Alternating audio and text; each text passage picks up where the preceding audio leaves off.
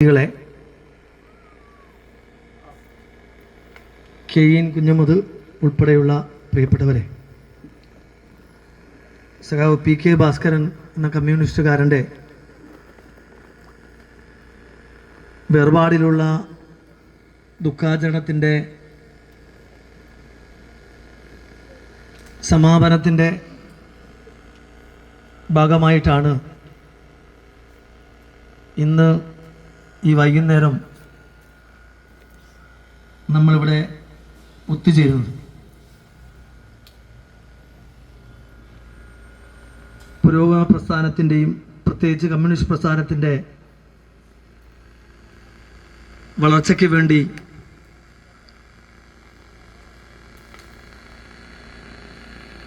ആയിരത്തി 1970 മുതൽ സജീവമായി തിക്കോടി പ്രദേശത്ത് ഈ പാർട്ടിയുടെ വിപുലീകരണത്തിനും അതേപോലെ ഇടതുപക്ഷ പ്രസ്ഥാനത്തിൻ്റെ കരുത്തിനുമൊക്കെ പൊതുവെ സാമൂഹ്യ സാംസ്കാരിക മേഖലകളിൽ നിറ സാന്നിധ്യമായിരുന്ന സഖാവ് പി.കെ. ജീവിതത്തിലും മരണത്തിലും തൻ്റെ ആദർശങ്ങൾ മുറുകെ പിടിച്ചുകൊണ്ടാണ് മുന്നോട്ട് പോയതും നമ്മെ വിട്ടുപിരിഞ്ഞതും. ആ സഖാവിൻ്റെ ഈ ദുഃഖാചരണത്തിൻ്റെ സമാപനം എന്ന തരത്തിലുള്ള ഈ പരിപാടി എത്തിച്ചേർന്ന ഈ പ്രദേശത്തെ അതേപോലെ ഭാസ്കരേട്ടനെ സ്നേഹിക്കുന്ന എല്ലാവരെയും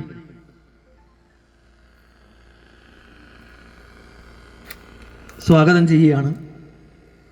ഈ പരിപാടിയിൽ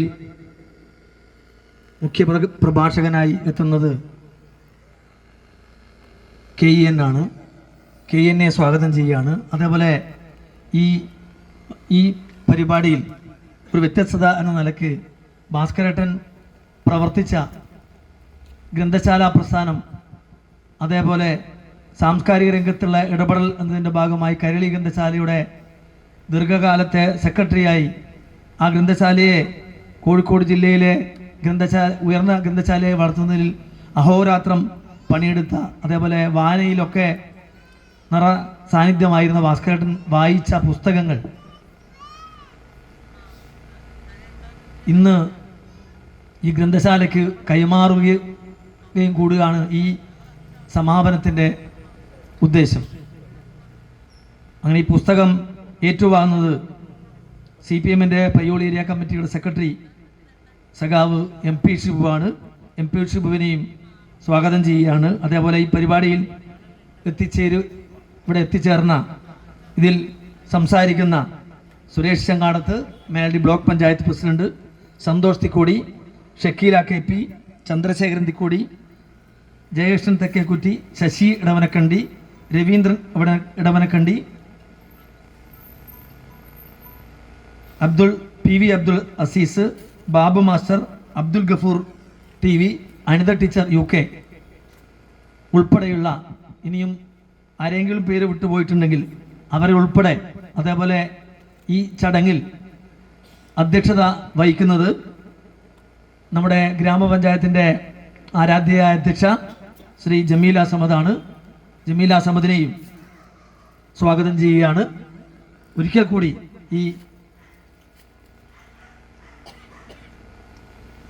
അതേപോലെ ഭാസ്കരേട്ടൻ്റെ കൂടെ ദീർഘകാലം പ്രവർത്തിക്കുകയും ഗ്രന്ഥശാല പ്രസ്ഥാനത്തിന് കൊയിലാണ്ടി താലൂക്കിലും ജില്ലയിലും നേതൃത്വം നൽകിയ സഖാവ് C ഇവിടെ നേരത്തെ തന്നെ എത്തിച്ചേർന്നിട്ടുണ്ട്.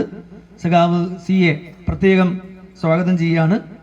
ഈ പരിപാടിയിൽ ലളിതമായ പരിപാടിയിൽ പങ്കുചേരാൻ എത്തിയ മുഴുവൻ ആളുകളെയും സ്വാഗതം ചെയ്തുകൊണ്ട് ഈ പരിപാടിയിൽ അധ്യക്ഷത വഹിക്കാൻ വേണ്ടി ബഹുമാനപ്പെട്ട ഗ്രാമപഞ്ചായത്ത് പ്രസിഡന്റ് ശ്രീമതി ജമീല സമദിനെ ആദരപൂർവ്വം ക്ഷണിക്കുകയാണ്.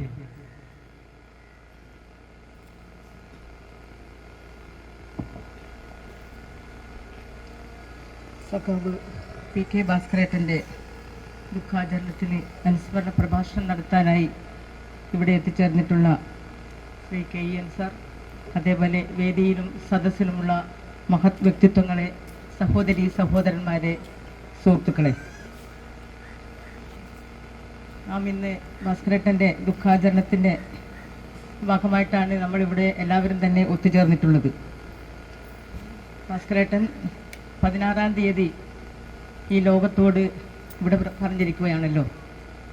ഭാസ്കരേട്ടനെ സംബന്ധിച്ചിടത്തോളം അദ്ദേഹം കറകളഞ്ഞ ഒരു കമ്മ്യൂണിസ്റ്റുകാരനായിരുന്നു. അതേപോലെ തന്നെ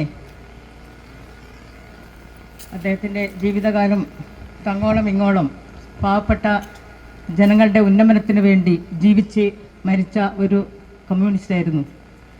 മാത്രമല്ല തൻ്റെ കുടുംബാംഗങ്ങളെ എല്ലാം പാർട്ടിയുടെ പ്രവർത്തനങ്ങളിൽ പങ്കാളികളാക്കാൻ അദ്ദേഹത്തിന് കഴിഞ്ഞിട്ടുണ്ട്. അതേപോലെ രാഷ്ട്രീയ, സാമൂഹ്യ, സാംസ്കാരിക മേഖലകളിലെല്ലാം തന്നെ നിറസാന്നിധ്യമായിരുന്നു സഖാവ്. തൻ്റെ കൈരളി ഗ്രന്ഥശാലയിലൂടെ സാംസ്കാരിക പ്രവർത്തനത്തിന് നേതൃത്വം കൊടുക്കാൻ അദ്ദേഹത്തിന് സാധിച്ചിട്ടുണ്ട്. അതേപോലെ തന്നെ അന്ധവിശ്വാസങ്ങൾക്കും അനാചാരങ്ങൾക്കുമെതിരെ അങ്ങോളം ഇങ്ങോളം അടിയുറച്ച് വിശ്വസിച്ചു നിന്ന സഖാവ് തൻ്റെ ജീവിതത്തിലും അതേപോലെ മരണത്തിലും തന്നെ ഉദാഹരണമായിരുന്നു. തൻ്റെ മൃതശരീരം മരിച്ചു കഴിഞ്ഞാൽ വൈദ്യശാസ്ത്രത്തിന് വിട്ടുകൊടുക്കണം എന്നുള്ളതായ ആ ഒരു കാര്യം കുടുംബാംഗങ്ങൾ അക്ഷരം പ്രതി അനുഷ്ഠിക്കുക ചെയ്തു. അതേപോലെ തന്നെ അദ്ദേഹത്തിൻ്റെ ജീവിതകാലം മുഴുവനും സമ്പാദിച്ച പുസ്തകങ്ങൾ അദ്ദേഹത്തിൻ്റെ കൈരളി ഗ്രന്ഥശാലയിലേക്ക് കൈമാറുകയാണ്. തീർത്തും കുടുംബാംഗങ്ങൾക്ക് ഞാൻ പ്രത്യേകം അഭിവാദ്യം അർപ്പിക്കുകയാണ്. തീർച്ചയായിട്ടും ഈ ഒരു അനുസ്മരണ ദുഃഖാചരണത്തിൽ അനുസ്മരണ പ്രഭാഷണം നടത്താൻ വേണ്ടി എൻ്റെ ഗുരുനാഥൻ കൂടിയായിട്ടുള്ള ശ്രീ KN സാറെ ആദരപൂർവ്വം ക്ഷണിച്ചുകൊണ്ട് നിർത്തുകയാണ്.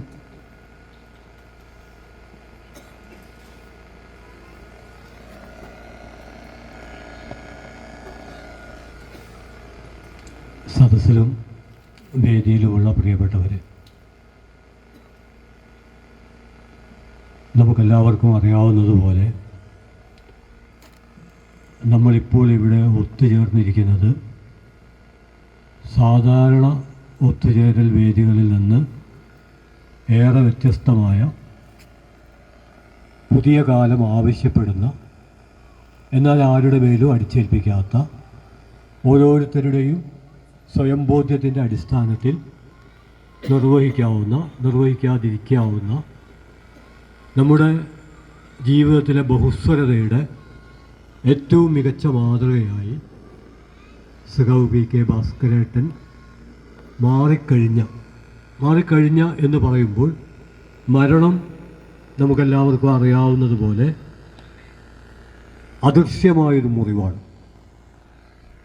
കാണുന്ന ഒരുപാട് മുറിവുകൾ, ചോരയൊലിക്കുന്നവ, ചോരയൊലിക്കാത്തവ, വടുക്കളെ ബാക്കി വെച്ച് ഹൃദയോദിക്കുന്നവ, അതുപോലും ബാക്കി വെക്കാതെ നിരന്തരം നമ്മെ നീറ്റിക്കൊണ്ടിരിക്കുന്നവ, അങ്ങനെ മുറിവുകൾ ധാരാളമാണ്.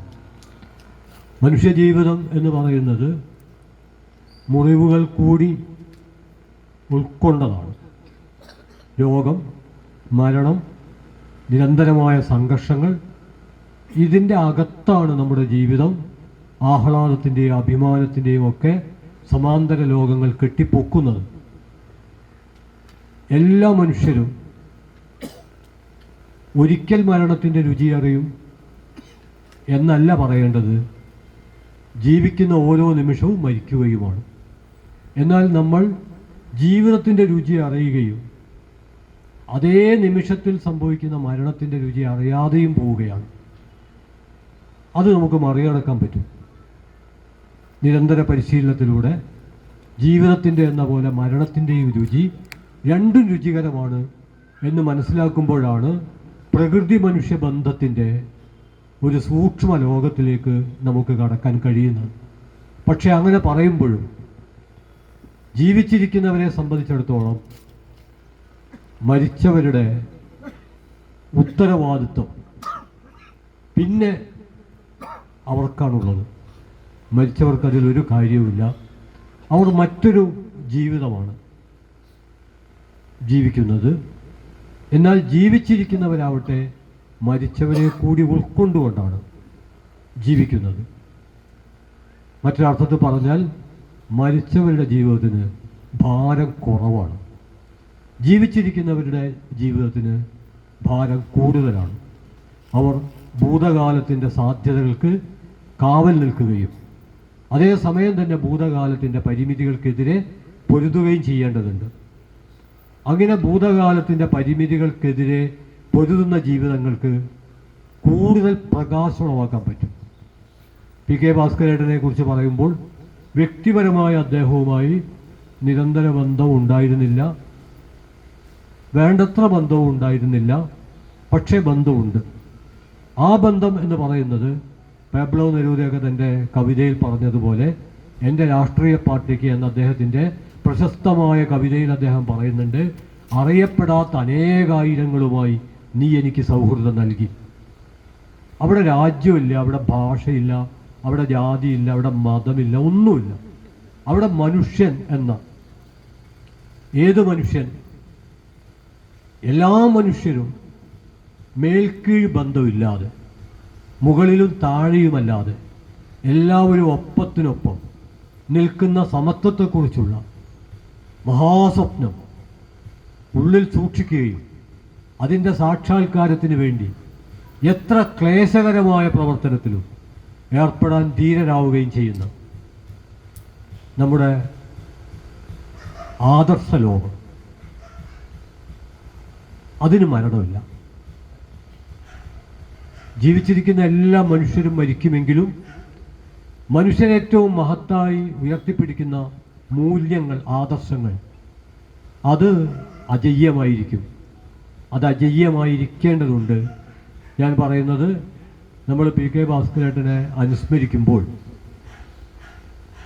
ഈ അനുസ്മരണ സദസ്സിന് ഏറ്റവും ഗാംഭീര്യം പകരുന്ന ഒന്ന് ഈ വേദിയിൽ അട്ടിക്കട്ടിക്ക് വെച്ച പുസ്തകങ്ങൾ കൂടിയാണ്. അതുമാത്രമല്ല, ആ പുസ്തകങ്ങൾ നമ്മുടെ തന്നെ ജീവിതമാണ്. ഏത് മനുഷ്യൻ്റെയും ജീവിതം നമുക്കറിയാം. ഇപ്പോൾ പരമാവധി കേരളത്തിൽ ഒരു 100 വയസ്സ് വരെയാണ്. 90 ആവാം, 70 ആവാം, 60 ആവാം, കൃത്യം കണക്കൊന്നുമില്ല. എങ്കിലും ശരാശരി എന്ന അത്ര ശരിയല്ലാത്ത ഒരു ശരിയെ നാം സ്വീകരിക്കുകയാണെങ്കിൽ ഏറെക്കുറെ ഞാൻ വിചാരിക്കുന്നത് ഇപ്പോൾ കേരളത്തിൻ്റെ ശരാശരി ഒരു 90 വയസ്സായിരിക്കണം. ആ 90 വയസ്സ് പരമാവധി നാം നമുക്ക് അനുവദിക്കുകയാണെങ്കിൽ ആ കാലത്തെ നമ്മളുടെ അനുഭവങ്ങൾ ആകെ കൂടെ ഒന്ന് ഒതുക്കിയെടുത്താൽ ഒരു 10 പേജിൽ എഴുതാനേ ഉണ്ടാവുള്ളൂ, അതിലധികം ഉണ്ടാവില്ല. അതായത് നമ്മുടെ പ്രത്യക്ഷ അനുഭവങ്ങൾ, സാധാരണ ഒരാളുടെ പ്രത്യക്ഷ അനുഭവം, രാവിലെ എഴുന്നേറ്റ് പൊറോട്ട തിന്നു, ഉച്ചക്ക് ചോറ് തിന്നു, വൈകുന്നേരം ചായ കുടിച്ചു, രാത്രി കിടന്നുറങ്ങി, ഉറക്കത്തിൽ ദുസ്വപ്നം കണ്ട് ഏതെങ്കിലും ഒരാഴ്ചയിൽ ഒരു ദിവസം ഞെട്ടി ഉണർന്നു, ഇങ്ങനെയൊക്കെ കുറച്ചേ എഴുതാനുണ്ടാവുള്ളൂ. പൊതുപ്രവർത്തകരാണെങ്കിൽ അവർക്ക് ഇതിനേക്കാൾ ഏറെ എഴുതാനുണ്ടാവും. കുറച്ചുകൂടി വ്യക്തമായി പറഞ്ഞാൽ, നമ്മുടെ ജീവിതം നമ്മളിൽ തുടങ്ങി നമ്മളിൽ അവസാനിക്കുകയാണെങ്കിൽ അത് വളരെ ചെറുതായിരിക്കും. നമ്മളിൽ തുടങ്ങി നമ്മളെപ്പോലുള്ള മറ്റുള്ള മനുഷ്യരിലേക്ക് പടരുകയാണെങ്കിൽ അതിന് വളരെ വലുതാവാൻ പറ്റും. ഭാസ്കരേട്ടൻ അങ്ങനെ തന്നിൽ തുടങ്ങി മറ്റുള്ളവരിലേക്ക് പടർന്ന വലിയൊരു ജീവിതത്തിൻ്റെ ഭാഗമാണ് എന്ന് തിരിച്ചറിയുന്നത് കൊണ്ടാണ് അദ്ദേഹത്തിൻ്റെ ഈ ദുഃഖാചരണത്തിൻ്റെ സമാപനം. അങ്ങനെ ഒന്നുമില്ല സത്യത്തിൽ. കാരണം ഞാൻ തുടക്കത്തിൽ പറഞ്ഞു, ഇതൊരു കാണാത്ത മുറിവാണ്. ഇത് ജീവിച്ചിരിക്കുന്നവർ, അദ്ദേഹവുമായി പലതരത്തിൽ ബന്ധപ്പെട്ടവർ, അവരുടെയൊക്കെ ഓർമ്മകളിൽ, നിലവുകളിൽ, സ്വപ്നങ്ങളിൽ, സംഭാഷണങ്ങളിൽ, പ്രവർത്തനങ്ങളിൽ ഒക്കെ ആ ഒരു ഊർജ്ജം ഉണ്ടാവും. അങ്ങനെയാണ് മനുഷ്യ സമൂഹം നിലനിൽക്കുന്നത്. ആ അർത്ഥത്തിൽ ഇവിടെ ഒരു പ്രഭാഷണം നടത്തുമ്പോൾ ഞാനിങ്ങനെ ആലോചിച്ചു, എന്താണ് ഇവിടെ അദ്ദേഹവുമായി ബന്ധമുള്ള നിരവധി സുഹൃത്തുക്കൾ സംസാരിക്കാൻ ഇരിക്കുന്നുണ്ട്. അവരതേക്കുറിച്ച് സംസാരിക്കും. അതേസമയം ഇവിടെ പറഞ്ഞ 2-3 കാര്യങ്ങൾ വളരെ പ്രധാനപ്പെട്ടതാണ് എന്ന് ഞാൻ വിചാരിക്കുന്നു. അതിലേക്ക് കടക്കുന്നതിന് മുമ്പ് കേരളത്തിൻ്റെ നവോത്ഥാന പ്രതിഭ ശ്രീനാരായണ ഗുരു, അദ്ദേഹത്തിൻ്റെ മുമ്പിൽ നമ്മൾ മരിച്ചു കഴിഞ്ഞാൽ എന്ത് ചെയ്യണം എന്നുള്ളതിനെക്കുറിച്ച് ഞാൻ വീണ്ടും ആവർത്തിക്കുന്നു. ഓരോരുത്തർക്കും അവരുടെ വിശ്വാസം അനുസരിച്ച് അവരുടേതായ എല്ലാ ആചാരങ്ങളും അനുഷ്ഠാനങ്ങൾക്കുമുള്ള സ്വാതന്ത്ര്യമുണ്ട്. ആ സ്വാതന്ത്ര്യത്തിന് ജനാധിപത്യവാദികൾ കാവൽ നിൽക്കുകയും ചെയ്യേണ്ട ഒരു കാലമാണിത്. പക്ഷേ ഗുരുവിൻ്റെ മുമ്പിൽ വന്ന പ്രശ്നം, ആ പ്രശ്നം വരുന്ന എപ്പോഴാണ് നമ്മൾ മനസ്സിലാക്കണം. 928 ഗുരു മരിക്കുന്നുണ്ട്. 928 മുമ്പാണ്. 928 മുമ്പ് രക്തം നൽകാൻ പറ്റില്ല, വൃക്ക നൽകാൻ പറ്റില്ല, ഹൃദയം നൽകാൻ പറ്റില്ല, തൊലി നൽകാൻ പറ്റില്ല, ഒന്നും നൽകാൻ പറ്റില്ല. 928 മുമ്പാണ്. അന്ന് ഗുരുവിനോട് ഒരു ശിഷ്യൻ ചോദിക്കുന്നുണ്ട്, അമ്മ മരിച്ചു, ഒരു തർക്കം ഉയർന്നു വന്നിരിക്കുകയാണ്, മറവ് ചെയ്യണോ ചിതയിൽ വെക്കണോ? അപ്പം ഗുരു പറഞ്ഞൊരു മറുപടിയുണ്ട്. ഗുരു ക്രൂരനാണോ എന്ന് തോന്നും നമുക്ക്, പക്ഷെ ആ മറുപടിയാണ് കാലം വിനയപൂർവ്വം ഏറ്റെടുത്തത്. ആ മറുപടിയായിരുന്നു ഒരുപക്ഷെ ഇവിടെ ഞാൻ സംസാരിക്കുമ്പോഴും ഒരല്പം പ്രകോപനപരമായി തോന്നാം. പക്ഷേ ഞാൻ പറയുന്നതല്ല, ശ്രീനാരായണ ഗുരുദേവൻ പറഞ്ഞാണ്. അദ്ദേഹം പറഞ്ഞു, ഇത് രണ്ടും ചെയ്യണ്ട, അമ്മയെ ചക്കിലിട്ട് ആട്ടിയിട്ട് തെങ്ങിന് വളമാക്കുന്നതാണ് നല്ലത്. ഇത് രേഖപ്പെടുത്തപ്പെട്ട ഒരു കാര്യമാണ്. ഇതിൻ്റെ അർത്ഥം എന്താണ്? ഇതിൻ്റെ അർത്ഥം ചക്കിലിട്ട് ആട്ടിയിട്ട് തെങ്ങിന് വളമാക്കണമെന്നല്ല, മറിച്ച് മനുഷ്യജീവിതത്തിന് വെളിച്ചമാക്കണം എന്നാണ്. എങ്ങനെ വെളിച്ചമാക്കും? ഈ പരാമർശത്തിൽ മറവ് ചെയ്യുന്നതിനെതിരില്ല, മറവ് ചെയ്യാം. ചിതയിൽ വെക്കുന്നതിനെതിരില്ല, ചിതയിൽ വെക്കാം. നമ്മുടെ കാലത്താണെങ്കിൽ വൈദ്യുത ശ്മശാനമുണ്ട്, അവിടെ കൊണ്ടുപോവുകയാണെന്ന് വെച്ചാൽ അതിനെതിരില്ല. അതിൽ താല്പര്യമുള്ളവർക്ക് അത് ചെയ്യാം. അതിൻ്റെ പേരിൽ ആളുകൾ മസിൽ പിടിച്ച് ഏറ്റുമുട്ടേണ്ട ഒരു കാര്യമില്ല. എന്നാൽ അതിൽ നിന്നൊക്കെ വ്യത്യസ്തമായിട്ട് മരണാനന്തരവും സാമൂഹ്യ പ്രവർത്തനം തുടരണമെന്നൊരാൾ തീരുമാനിച്ചാൽ അതിനുള്ള പല വഴികളിൽ പ്രധാനപ്പെട്ട ഒരു വഴി, അവിടേക്കാണ് ശ്രീനാരായണ ഗുരു കൈ ചൂണ്ടിയത്.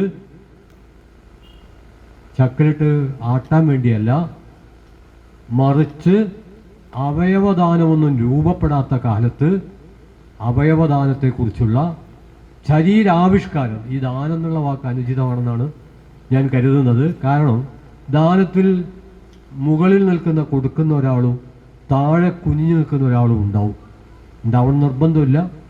എന്നാൽ ആവിഷ്കാരാണെങ്കിൽ അതിൽ കൊടുക്കുന്ന ആളും വാങ്ങുന്ന ആളും ഒരേ തരംഗ ദൈർഘ്യത്തിൽ ആഹ്ലാദിക്കുകയും അഭിമാനിക്കുകയാണ് ചെയ്യുക.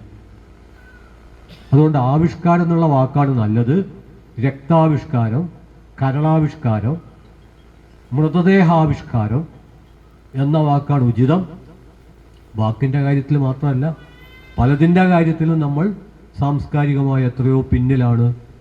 അങ്ങനെ പിന്നിലായിരിക്കുന്ന നമ്മളെ സത്യത്തിൽ മുന്നിലാവാൻ പ്രചോദിപ്പിക്കുന്ന ഒരു മഹത്തായ കാര്യമാണ്. തീർച്ചയായിട്ടും ഞാൻ ഓർക്കുന്നൊരു കാര്യമുണ്ട്. ഒരു പക്ഷേ പലരും വേണ്ടത്ര പരിഗണിക്കാത്തൊരു കാര്യമാണ്. നമ്മൾ MT അനുസ്മരണത്തിൽ പത്രങ്ങളൊക്കെ ഞാൻ ശ്രദ്ധിച്ചിട്ടുണ്ട്, മിക്കവാറും ഒരു ഓടിച്ചുള്ള വായനയാണ്. അതിലൊന്നും വരാത്തൊരു കാര്യമുണ്ട്.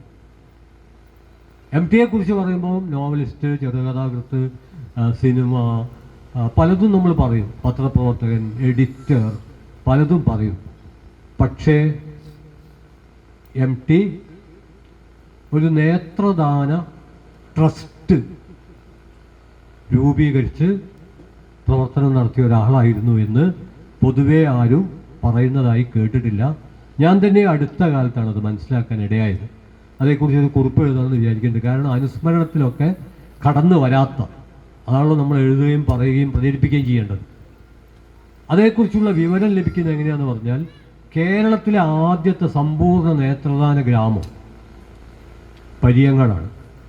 2003 ഫെബ്രുവരി 13 കേരളത്തിലെ ഒരേ ഒരു ഗ്രാമം സമ്പൂർണ്ണ നേത്രദാന ഗ്രാമമായി പ്രഖ്യാപിക്കപ്പെട്ടു. ആ പ്രദേശത്ത് തമാശയായിട്ട് പോലും എൻ്റെ കണ്ണ് ഞാൻ അടിച്ചു പൊട്ടിക്കുമെന്ന് ആളുകൾക്ക് പരസ്പരം പറയാൻ കഴിയാത്തൊരവസ്ഥ വന്നു ചേർന്നു. 2003 ഫെബ്രുവരി 12 വരെ പറയാമായിരുന്നു. കാരണം അടിച്ചു പൊട്ടിക്കുന്ന കണ്ണ് മറ്റേ ആളുടെയാണ്. എന്നാൽ 2013 ഫെബ്രുവരി 13 ശേഷം പറയാൻ പറ്റാതെ വന്നു. എന്തുകൊണ്ടെന്നാൽ ആ കണ്ണ് കാഴ്ചയില്ലാത്ത മനുഷ്യർക്ക് കാഴ്ചയാവാൻ വേണ്ടി ഒരു പ്രദേശത്തെ ജനങ്ങൾ കാത്തു സൂക്ഷിക്കുന്ന കണ്ണാണ്. അതൊരു വ്യക്തിയുടെ മാത്രം കണ്ണല്ല. അതുകൊണ്ട് അത് അടിച്ചു പൊട്ടിക്കുന്നുള്ള രീതിയിലുള്ള പ്രയോഗമൊന്നും ആ പ്രദേശത്തുണ്ടാവില്ല. അപ്പം ഞാൻ അവിടുത്തെ ഇതിന് നേതൃത്വം നൽകുന്ന സഖാവ് ഗോവിന്ദൻകുട്ടി വായനശാലയിലെ അശോക് കുമാർ, ചന്ദ്രശേഖർ തുടങ്ങിയ യുവ പ്രവർത്തകരോട് ഇതിനവർക്ക് എവിടുന്ന് പ്രചോദനം കിട്ടിയെന്ന് ഞാൻ ചോദിച്ചു. അപ്പോൾ അവർ പറഞ്ഞു 1997 98 ആണ് MT വാസുദേവൻ നായർ ഇത്തരത്തിലൊരു ട്രസ്റ്റ് തുടങ്ങിയിട്ട് ആ ട്രസ്റ്റിൻ്റെ നേതൃത്വത്തിൽ ഒരു മത്സരം. എന്തൊക്കെ ജാതി മത്സരമാണല്ലേ! ഇതെന്താ മത്സരം എന്നറിയാം? നേത്രദാനത്തെ പ്രോത്സാഹിപ്പിക്കാൻ സഹായകമായ ഏറ്റവും നല്ല നിർദ്ദേശങ്ങൾ നൽകുന്നവർക്ക് സമ്മാനം. നമുക്കിപ്പോൾ പലതിനും സമ്മാനമുണ്ട്. അതിൽ ചിലതൊന്നും ഇവിടെ പറയാനും പോലും പറ്റില്ല. ഇതെന്തായാലും നല്ലൊരു കാര്യമാണ്. അപ്പോൾ ഇവർ രണ്ടുപേരും, ഏട്ടനും അനിയനുമാണ്, അവിടുത്തെ സാമൂഹ്യ സാംസ്കാരിക പ്രവർത്തകരാണ്, കമ്മ്യൂണിസ്റ്റ് പാർട്ടിയുടെ പ്രവർത്തകരാണ്. അവർ രണ്ടുപേരും തങ്ങളുടെ നിർദ്ദേശം അയക്കുകയും രണ്ടുപേർക്കും സമ്മാനം കിട്ടുകയും ചെയ്തു. അതിൽ നിന്നാണ് അവർക്ക് പ്രചോദനം ഉണ്ടായത്. അവരവിടെ പ്രവർത്തനം തുടങ്ങി. ഇനിയുമുണ്ട് പറയാൻ. അപ്പോൾ അതാര് ചെയ്യണം? ഇതിനൊരു പ്രഖ്യാപനം വേണമല്ലോ. അപ്പോൾ അവർ അതിന് MT വാസുദേവൻ നായരെ തന്നെയാണ് കണ്ടത്. കാരണം അദ്ദേഹമാണല്ലോ പ്രചോദനമായത്. അതിൽ ഇതുപോലെ തന്നെ ഒരു മുഖ്യപ്രഭാഷകൻ. അപ്പോൾ നിങ്ങൾ വിചാരിക്കുക വേറെ പണിയില്ലേ, ഈ മുഖ്യപ്രഭാഷണമായിട്ട് ഇങ്ങനെ നടക്കുകയാണ്. ഇതേപോലെ മുഖ്യപ്രഭാഷണം നടത്തേണ്ട ആൾ ഞാൻ തന്നെയായിരുന്നു. അപ്പോൾ അവിടെ ഒരു പ്രശ്നം വന്നു. MTക്ക് കാലിലൊക്കെ കുറച്ച് നീരുണ്ട്. ആ പ്രദേശത്തൊരു മഹാപ്രകടനം, മുഴുവൻ മനുഷ്യരും, പാർട്ടി ഒന്നും ബാധകമല്ല, എല്ലാ മനുഷ്യരും. കാരണം കാഴ്ചയില്ലാത്ത ഒരാൾക്ക് കാഴ്ച കിട്ടുമ്പോൾ എല്ലാവർക്കും സന്തോഷമല്ലേ. അപ്പോൾ എല്ലാവരും ഒന്നിച്ച്, ആ ഗ്രാമം ഒന്നിച്ചൊരു മഹാഘോഷയാത്രയാണ്. അപ്പോൾ അതിൽ MT പങ്കെടുക്കണം. MT സാധാരണ പ്രകടനത്തിൽ പങ്കെടുക്കുക, പോസ്റ്റർ ഒട്ടിക്കുക, മുഷ്ടിയിട്ട് മുദ്രാവാക്യം വിളിക്കുക, ഇതൊന്നും ആളുകൾക്ക് പരിചയമല്ല. അപ്പോൾ MTയോട് ഇത് ആര് പറയും? അപ്പോൾ അവരെന്നോട് പറഞ്ഞു, KM പറയും. അപ്പോൾ ഞാൻ പറഞ്ഞു, ഞാൻ പറയാം, നമുക്കിപ്പോൾ എന്തും പറയുന്നതിനൊരു പ്രശ്നമില്ല. അപ്പോൾ അങ്ങ് അഴിച്ചു വിട്ടിരിക്കുകയാണ്. അതുകൊണ്ട് ഞാൻ MTയോട് പറഞ്ഞു, ഇവിടുത്തെ ആൾക്കാർക്കൊക്കെ വലിയ താല്പര്യമുണ്ട്, നിങ്ങൾ പ്രകടനത്തിന് നേതൃത്വം നൽകണം. MT പറഞ്ഞു, ആയിക്കോട്ടെ, അതിനെന്താ, കാലിനൊക്കെ കുറച്ച് വേദന ഉണ്ട്, കുറേ ദൂരം ഉണ്ടാവും, സത്യത്തിൽ 2 കിലോമീറ്റർ ഉണ്ടാവും. ഞാൻ പറഞ്ഞു, ഇല്ല, ഒരു 1 കിലോമീറ്റർ കഷ്ടേ ഉണ്ടാവുള്ളൂ പറഞ്ഞു. അങ്ങനെ MT 2 കിലോമീറ്റർ നടന്നു. ഈ മഹാപ്രകടനത്തിൽ MT അവിടെ പ്രഖ്യാപിച്ചു സമ്പൂർണ്ണ നേത്രദാന ഗ്രാമം. നന്ദി പ്രകടനം കഴിഞ്ഞിട്ടേ MT പോയുള്ളൂ. പക്ഷേ അവിടെയാണ് PK ഭാസ്കരേട്ടൻ്റെ മഹത്വം ഞാൻ ഉയർത്തി കാണുന്നത്. MTയുടെ ഞാൻ ആദ്യം ഈ മരണത്തെക്കുറിച്ചുള്ള വാർത്തകൾക്കിടയിൽ തിരഞ്ഞത് ആ കണ്ണുകൾ ഈ ഭൂമിയിൽ ഏതെങ്കിലും അന്തന് വെളിച്ചമായോ എന്നാണ്. MT ഒരു തലമുറക്കാകെ വെളിച്ചം നൽകിയ ആളാണ് അദ്ദേഹത്തിൻ്റെ എഴുത്തിലൂടെ, ഇടപെടലിലൂടെ. പക്ഷേ കണ്ണുകൾ നേത്രദാനത്തിന് പ്രോത്സാഹനമായി ട്രസ്റ്റ് രൂപീകരിച്ച അദ്ദേഹത്തിൻ്റെ കണ്ണുകൾ അന്ധന് കാഴ്ചയായി ലഭിക്കാതെ നഷ്ടമാവുകയാണ് ഉണ്ടായത്. അത് അദ്ദേഹത്തിൻ്റെ പരിമിതിയായി ഞാൻ കാണുന്നില്ല. അവിടെയാണ് ഭാസ്കരേട്ടൻ്റെ ഏറ്റവും വലിയ മഹത്വമായി ഞാൻ കാണുന്നത്. കാരണം മരിച്ച ആൾ നിസ്സഹായമാണ്. അയാൾക്ക് ഈ മറവ് ചെയ്യുന്നതിന് മുമ്പേ ചാടി എഴുന്നേറ്റിട്ട് എൻ്റെ കണ്ണ് കൊടുത്തിട്ട് മറവ് ചെയ്താൽ മതി എന്ന് പറയാൻ പറ്റില്ല. അത് വീട്ടുകാരാണ് ചെയ്യേണ്ടത്, ജീവിച്ചിരിക്കുന്നവരാണ് ചെയ്യേണ്ടത്. അവർക്കത് ചെയ്യണമെങ്കിൽ അവർക്ക് ആ ഉയർന്ന ബോധ്യം ഉണ്ടാവണം. ജീവിച്ചിരിക്കുമ്പോൾ അത് ഉണ്ടാക്കാനുള്ള അന്തരീക്ഷം ഉണ്ടാവണം. അവിടെയാണ് ഭാസ്കരേട്ടനെ മാത്രമല്ല നമ്മൾ അഭിവാദ്യം ചെയ്യേണ്ടത്. ആ വീടിന് ഊർജം പകർന്ന ആദർശത്തെ, ആശയത്തെ ഒക്കെ നമ്മൾ അഭിവാദ്യം ചെയ്യണം. കാരണം ഞാൻ എൻ്റെ ഒരു സുഹൃത്ത് അദ്ദേഹത്തോട് ഇങ്ങനെ സംസാരിക്കുമ്പോൾ മരണാനന്തരം ശരീരം, അപ്പം ഞാൻ ഈ ഒരു നിർദ്ദേശം പറഞ്ഞപ്പോൾ അയാൾ പെട്ടെന്ന്, ഡോക്ടറാണ്, ജനാധിപത്യവാദിയാണ്, അയ്യോ എന്ന് പറഞ്ഞു. ആ പഴയ ശ്രീനാരായണ ഗുരുവിൻ്റെ അതേ ചോദ്യം. അപ്പം അദ്ദേഹം പറഞ്ഞെന്താ അറിയോ, അദ്ദേഹം ഇതൊക്കെ വെട്ടിമുറിച്ച കക്ഷിയാണ്, എൻ്റെ ശരീരം അങ്ങനെ വെട്ടിമുറിക്കപ്പെടില്ലേ എന്ന് ആലോചിച്ചിട്ടാണ് അദ്ദേഹം ഒരു വേദനയോടുകൂടി പെട്ടെന്ന് അയ്യോ എന്ന് പറഞ്ഞത്. ഈ അയ്യോ എന്നുള്ളതും വേദനയൊക്കെ നമ്മുടെ ജീവിതത്തിൻ്റെ ഭാഗമാണ്, അത് മരണത്തിൻ്റെ ഭാഗമല്ല. അപ്പം ഞാൻ പറയുന്നത് ഇതൊരു നിരന്തരമായ ആലോചനയുടെ വിഷയമായിട്ട് നമ്മുടെ സമൂഹത്തിൽ മാറിയാൽ, ഇപ്പം തന്നെ ലോകത്ത് അന്ധരായ മനുഷ്യർ എത്രയോ ആണ്. ആളുകൾ കണ്ണു കൊടുക്കുകയാണെങ്കിൽ പരിഹരിക്കാവുന്ന പ്രശ്നമേ ഉള്ളൂ, പക്ഷെ വളരെ കുറച്ച് കണ്ണുകളെ കിട്ടുന്നുള്ളൂ. മുമ്പ് കേരളത്തിൽ നിന്നും കണ്ണ് തന്നെ കിട്ടിയിരുന്നില്ല, ഇപ്പം കിട്ടി തുടങ്ങിയിട്ടുണ്ട്. ഇപ്പം പരിയങ്ങാട് സമ്പൂർണ്ണ നേത്രദാന ഗ്രാമമാണ്, അതിൽ പങ്കെടുത്തു. പിന്നെ അവിടെ സമ്പൂർണ്ണ അവയവദാന ഗ്രാമമായി. അതിന് വന്നത് ആരാന്നറിയോ? അതിന് വന്നവർക്കൊരു പ്രത്യേകതയുണ്ട്. അത് വന്നത് മല്ലിക സാരാഭായിയാണ്. മല്ലിക സാരാഭായിക്ക് ഒരു പ്രത്യേകതയുണ്ട്. മൃണാളിനി സാരാഭായി എന്ന ലോകത്തിലെ പ്രശസ്തയായ ഡാൻസർ, നർത്തകിയാണ് അവരുടെ അമ്മ. അവരും നർത്തകിയാണ്. അമ്മ മരിച്ചപ്പോൾ അവർ അവരുടെ ദുഃഖം ആവിഷ്കരിച്ചത് ഡാൻസ് ചെയ്തിട്ടാണ്. നമ്മുടെ നാട്ടിലെ ആൾക്കാർ എന്താ പറയുക, മരിച്ച ഡാൻസ് ചെയ്യും. സപ്തർ ഹാഷ്മി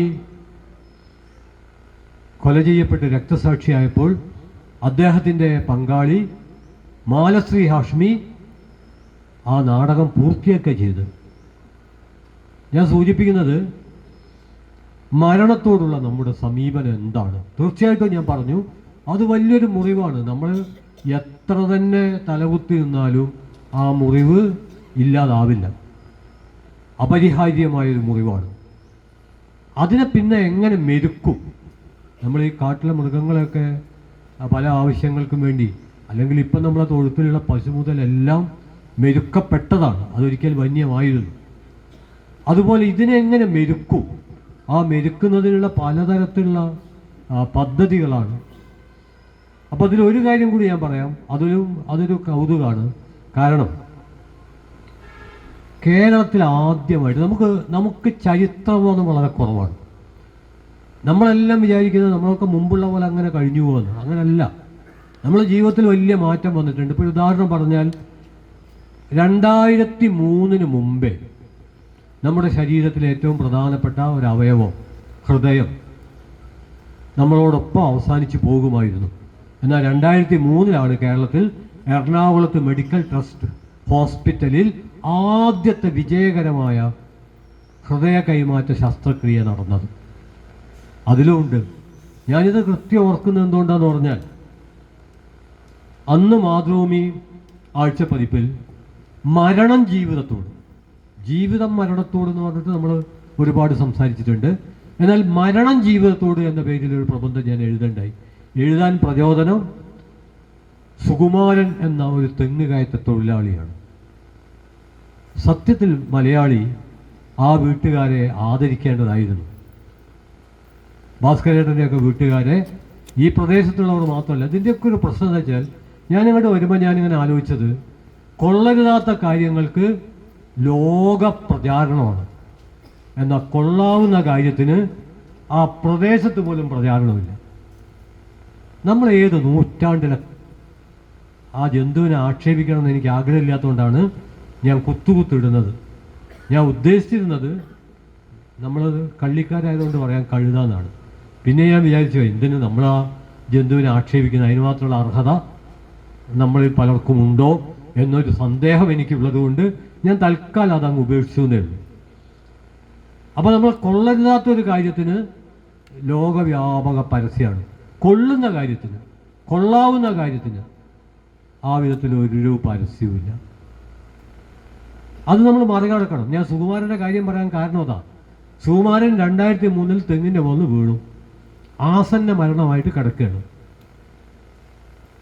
ഹൃദയം മാത്രം ചെറുതായിട്ട് പ്രവർത്തിക്കുന്നുണ്ട്. പെട്ടെന്ന് മസ്തിഷ്ക മരണം സംഭവിച്ചു. തൊട്ടടുത്ത് അബ്രഹാം എന്നൊരാൾ, അയാൾ ആലപ്പുഴയിലെ ഹരിപ്പാട്ടുകാരനാണ്, ഇയാൾ എറണാകുളത്തെ പറവൂർക്കാരനാണ്. 2 സ്ഥലമാണ്, 2 മതമാണ്. മരിച്ചു, സുകുമാരൻ മരിച്ചു. അബ്രഹാം ഈ ഹാർട്ട് അസുഖം കൊണ്ടാണ് പടഞ്ഞുകൊണ്ടിരിക്കുന്നത്. അപ്പോൾ ഈ സുകുമാരൻ്റെ ഹൃദയം ആ വീട്ടുകാർ, നിങ്ങൾ ആലോചിക്കണം, ഇതൊന്നും ഇപ്പോൾ തുടങ്ങിയില്ല കേരളത്തിൽ. അവർ സുകുമാരൻ്റെ ഹൃദയം അബ്രഹാമിന് നൽകി. മരിച്ചുകൊണ്ടിരുന്ന അബ്രഹാം ജീവിതത്തിലേക്ക് വന്നു. സത്യത്തിൽ കേരളം സുകുമാരൻ്റെ കുടുംബത്തെ ആദരിക്കേണ്ടതായിരുന്നു, ആദരിച്ചില്ല.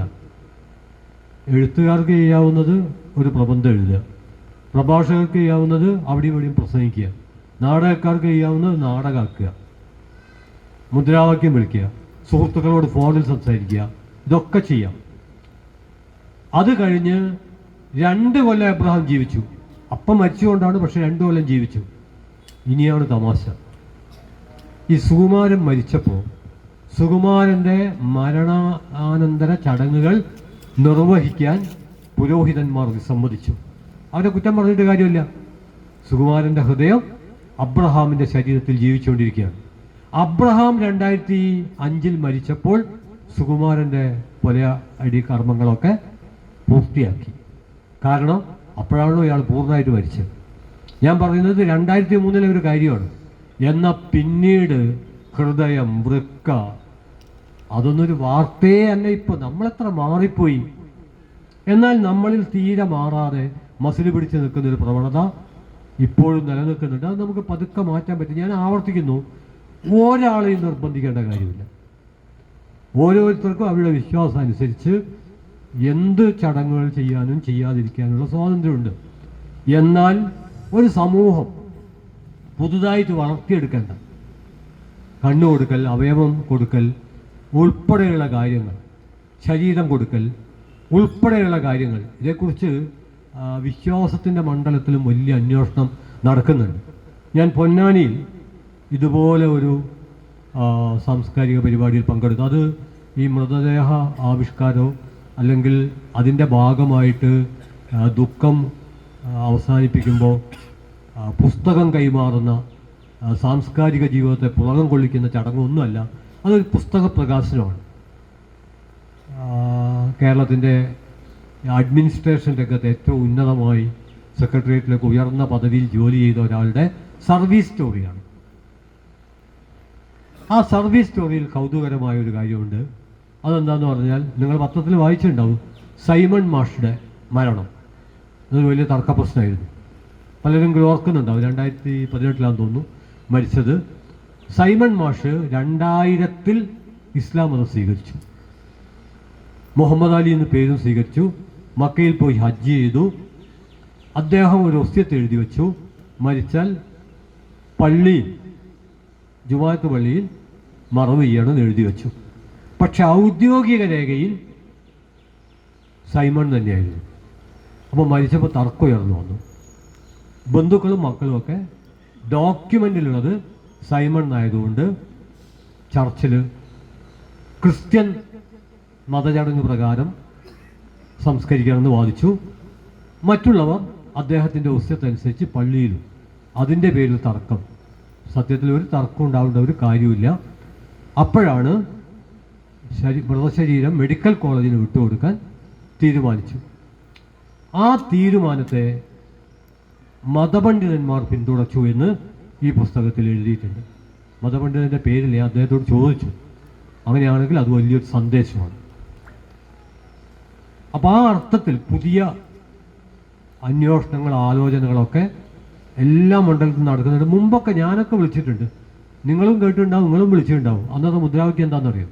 ഞങ്ങളിലില്ല ഹൈന്ദവ രക്തം, ഞങ്ങളിലില്ല ഇസ്ലാം രക്തം, ഞങ്ങളിലില്ല ക്രൈസ്തവ രക്തം, ഞങ്ങളിലുള്ളത് മാനവ രക്തം. ഈ മുദ്രാവാക്യം ആരെയും വിളിക്കുന്നുണ്ടോ? വിളിക്കേണ്ട കാര്യമുണ്ടോ? കാരണം ആളുകളിപ്പം നോക്കുന്നത് തങ്ങളുടെ ഗ്രൂപ്പിൽപ്പെട്ട രക്തം തങ്ങൾക്ക് കിട്ടണം, അത്രയേ ഉള്ളൂ. അവിടെ ഒരു തരത്തിലുള്ള സങ്കുചിത്വവും ഇല്ല.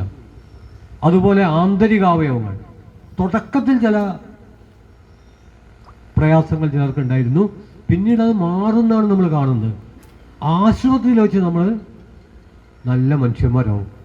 ആവശ്യമുള്ളിടത്തു നിന്ന് ചോര സ്വീകരിക്കാം, ആവശ്യമുള്ളിടത്തു നിന്ന് ആന്തരികാവയവങ്ങൾ സ്വീകരിക്കാം. നല്ല ശക്തിയൊക്കെ ആയിട്ട് നാട്ടിൽ വന്നു കഴിഞ്ഞാൽ പിന്നെ നമ്മൾ വീണ്ടും മസിൽ പിടിക്കാൻ തുടങ്ങും. അതത്ര നല്ല സ്വഭാവമാണെന്ന് തോന്നുന്നില്ല. അങ്ങനെ നല്ലതല്ലാത്ത ഒരുപാട് സ്വഭാവങ്ങൾ നമ്മൾ വിചാരിച്ചാൽ നമുക്ക് തിരുത്താൻ കഴിയും എന്ന ഒരു വലിയ പ്രചോദനമാണ് ഭാസ്കരേട്ടൻ എന്നാണ് ഞാൻ പറയുന്നത്. ഇനി ഇതേക്കുറിച്ച് എനിക്കിപ്പോൾ എനിക്കല്ല ആർക്ക് വേണമെങ്കിലും ഒരുപാട് നേരം സംസാരിക്കാം. പക്ഷേ നിരവധി സുഹൃത്തുക്കൾ സംസാരിക്കാനുള്ളത് കൊണ്ടും ബഹുസ്വരത എന്നുള്ളത് വളരെ പ്രധാനമാണ്. ഒരു സാംസ്കാരിക പ്രവർത്തകൻ എന്ന അർത്ഥത്തിൽ ബഹുസ്വരതക്ക് പരമമായ പ്രാധാന്യം നൽകുന്ന നിരവധി സാംസ്കാരിക പ്രവർത്തകരിൽ ഒരാളായിട്ടാണ് ഞാൻ എന്നെ അടയാളപ്പെടുത്തുന്നത് എന്നുള്ളത് കൊണ്ട് നിരവധി അഭിപ്രായങ്ങൾ, വിയോജിപ്പ് വരെ നമ്മൾ വിചാരിക്കുന്നുണ്ട് വിയോജിപ്പ് എന്തോ കുറ്റകൃത്യമാണ്, അപരാധമാണ്. അങ്ങനെ യാതൊരു പ്രശ്നവുമില്ല. ഒരാൾക്ക് വിയോജിക്കണമെങ്കിൽ അയാൾക്ക് വിയോജിക്കാനുള്ള അവകാശം ഉണ്ടായിരിക്കണം. നിങ്ങൾ ഈ പറയുന്ന ഒന്നുമല്ല, ഞങ്ങൾക്ക് വ്യത്യസ്ത അഭിപ്രായമുണ്ട്, അത് അവർക്ക് പറയാൻ കഴിയണം, അതിനുള്ള അവകാശമുണ്ട്. അതിനോട് വിയോജിക്കുന്നവർ അതിന് അവസരം ഉണ്ടാക്കി കൊടുക്കണം. അതാണ് ജനായത്വം, അതാണ് ബഹുസ്വരത. പക്ഷേ സംവാദം തുടരണം, സംവാദങ്ങൾക്ക് അവധി കൊടുക്കുകയും ചെയ്യരുത്. ഈ അർത്ഥത്തിൽ ഇവിടെ ഇനിയിപ്പോൾ ഞാൻ രണ്ടാമത് അവസാനമായിട്ട് പറയുന്നത് ഈ പുസ്തകങ്ങൾ കൊടുക്കുന്നു. ഇപ്പം ഞാൻ തുടക്കത്തിൽ അത് പറഞ്ഞു, ഒരു 90 വയസ്സിൽ നമ്മൾ അനുഭവം വളരെ ചെറുതാണ്, പക്ഷേ മനുഷ്യരാശിയുടെ അനുഭവം വളരെ കൂടുതലാണ്. ഈ പുസ്തകങ്ങളിലുള്ള എന്താ, ഇപ്പം ഇവിടെ ഞാൻ ഒറ്റ നോട്ടത്തിൽ കാണുന്നത് സഖാവ് EMSൻ്റെ പുസ്തകങ്ങളാണ്. അദ്ദേഹത്തിൻ്റെ സമ്പൂർണ്ണ കൃതികൾ വോള്യം ആണ് ഇവിടെ കാണുന്നത്. മറ്റു പുസ്തകങ്ങളും ഉണ്ടാവും. എന്താ EMSൻ്റെ പുസ്തകം? EMSൻ്റെ കുടുംബകാര്യമാണോ? അതതിൽ കുറച്ചുണ്ടാവും. നമ്മളെ നാടിൻ്റെ കാര്യമാണ്, നാട്ടുകാരുടെ കാര്യമാണ്. നമ്മളൊക്കെ ഇങ്ങനെ ഒന്നിച്ചിരിക്കാൻ ഇപ്പം നമുക്കൊരു പ്രശ്നവുമില്ല. പക്ഷേ ഒന്നിച്ചിരിക്കാൻ ഇപ്പം നമ്മളിപ്പോൾ ഏതാൾ പ്രസംഗിക്കുമ്പോഴും ബഹുമാനപ്പെട്ട പ്രിയപ്പെട്ട സുഹൃത്തുക്കളെ, സഹോദരങ്ങളെ, സഖാക്കളെ എന്നൊക്കെ പറയും. ഇതൊക്കെ എത്ര കാലത്തെ സമരത്തിൻ്റെ ഭാഗമായിട്ടാണെന്നറിയോ ഇങ്ങനെയൊക്കെ പറയുന്നൊരവസ്ഥയിലേക്ക് നമ്മൾ എത്തിയത്? ഇങ്ങനെയൊക്കെ പറയണമെങ്കിൽ നമ്മൾ ആദ്യം ഒന്നിക്കണ്ടേ, എന്നിട്ടല്ലേ സാഹോദര്യവും സൗഹൃദമൊക്കെ. മുമ്പത്തെ നമ്മുടെ അവസ്ഥ എന്താണ്? രണ്ടുപേർ കണ്ടാൽ ഒരൊറ്റ ചോദ്യമേ ഉള്ളൂ, ജാതിയിൽ ആരാ? ആ ചോദ്യത്തിൻ്റെ ഉത്തരത്തിനനുസരിച്ചിരിക്കും കൈ കൊടുക്കാമോ, തൊടാമോ, അടുത്തിരിക്കാമോ, ഒന്നിച്ച് ഭക്ഷണം കഴിക്കാമോ, ചവിട്ടി വീഴ്ത്തണോ. ഇതൊക്കെ ആ ചോദ്യത്തിൻ്റെ ഉത്തരത്തിനെ ആശ്രയിച്ചിരിക്കും. എന്നാൽ ഇന്ന് കേരളത്തിൽ ആർക്കും ഒരു പ്രശ്നമില്ല. കേരളത്തിന് പുറത്ത് പ്രശ്നമുണ്ട്, കേരളത്തിലും പ്രച്ഛന്നമായ പ്രശ്നങ്ങളുണ്ട്. അങ്ങനെ നിരവധിയായ കാര്യങ്ങളെക്കുറിച്ച് ആലോചിക്കാൻ നമ്മളെ പ്രകോപിപ്പിക്കുന്നതാണ് അട്ടിക്ക് വെച്ച ഈ പുസ്തകം. അല്ലാതെ അതിങ്ങനെ കൈകൂപ്പി പൂജിക്കാനുള്ളതല്ല. അതുകൊണ്ടാണ് ഭാസ്കരേട്ടൻ്റെ വീട്ടുകാർ അത് വീട്ടിൽ ഒരു 4-5 ആൾ വായിച്ചാൽ പോരാ, നാട്ടിലെ മനുഷ്യന്മാർ ഈ ലൈബ്രറിക്ക് കൊടുത്താലുള്ള ഗുണം എന്താണെന്ന് അറിയും. ആരൊക്കെയാണ്, ഏതൊക്കെ തലമുറയുള്ളവരാണ് അത് കാണുന്നത്, വായിക്കുന്നത്, അവരതിൽ നിന്ന് എങ്ങനെയൊക്കെയാണ് പ്രചോദനം ഉൾക്കൊള്ളുന്നത് എന്നും നമുക്ക് പറയാൻ പറ്റില്ല. അതുകൊണ്ട് ഗ്രാമത്തിൻ്റെ സർവകലാശാല എന്ന് വിളിക്കുന്ന വായനശാലകൾക്ക് ഈ പുസ്തകം നൽകാൻ ഈ വീട്ടുകാർ, ഭാസ്കരേട്ടൻ്റെ കുടുംബക്കാർ, അവരുടെ പങ്കാളി, കുട്ടികൾ, സുഹൃത്തുക്കൾ, ബന്ധുക്കൾ, സഖാക്കൾ, നാട്ടുകാർ, അയൽക്കാർ എടുത്ത ഈ തീരുമാനത്തെ ഞാൻ അഭിവാദ്യം ചെയ്യുകയാണ്.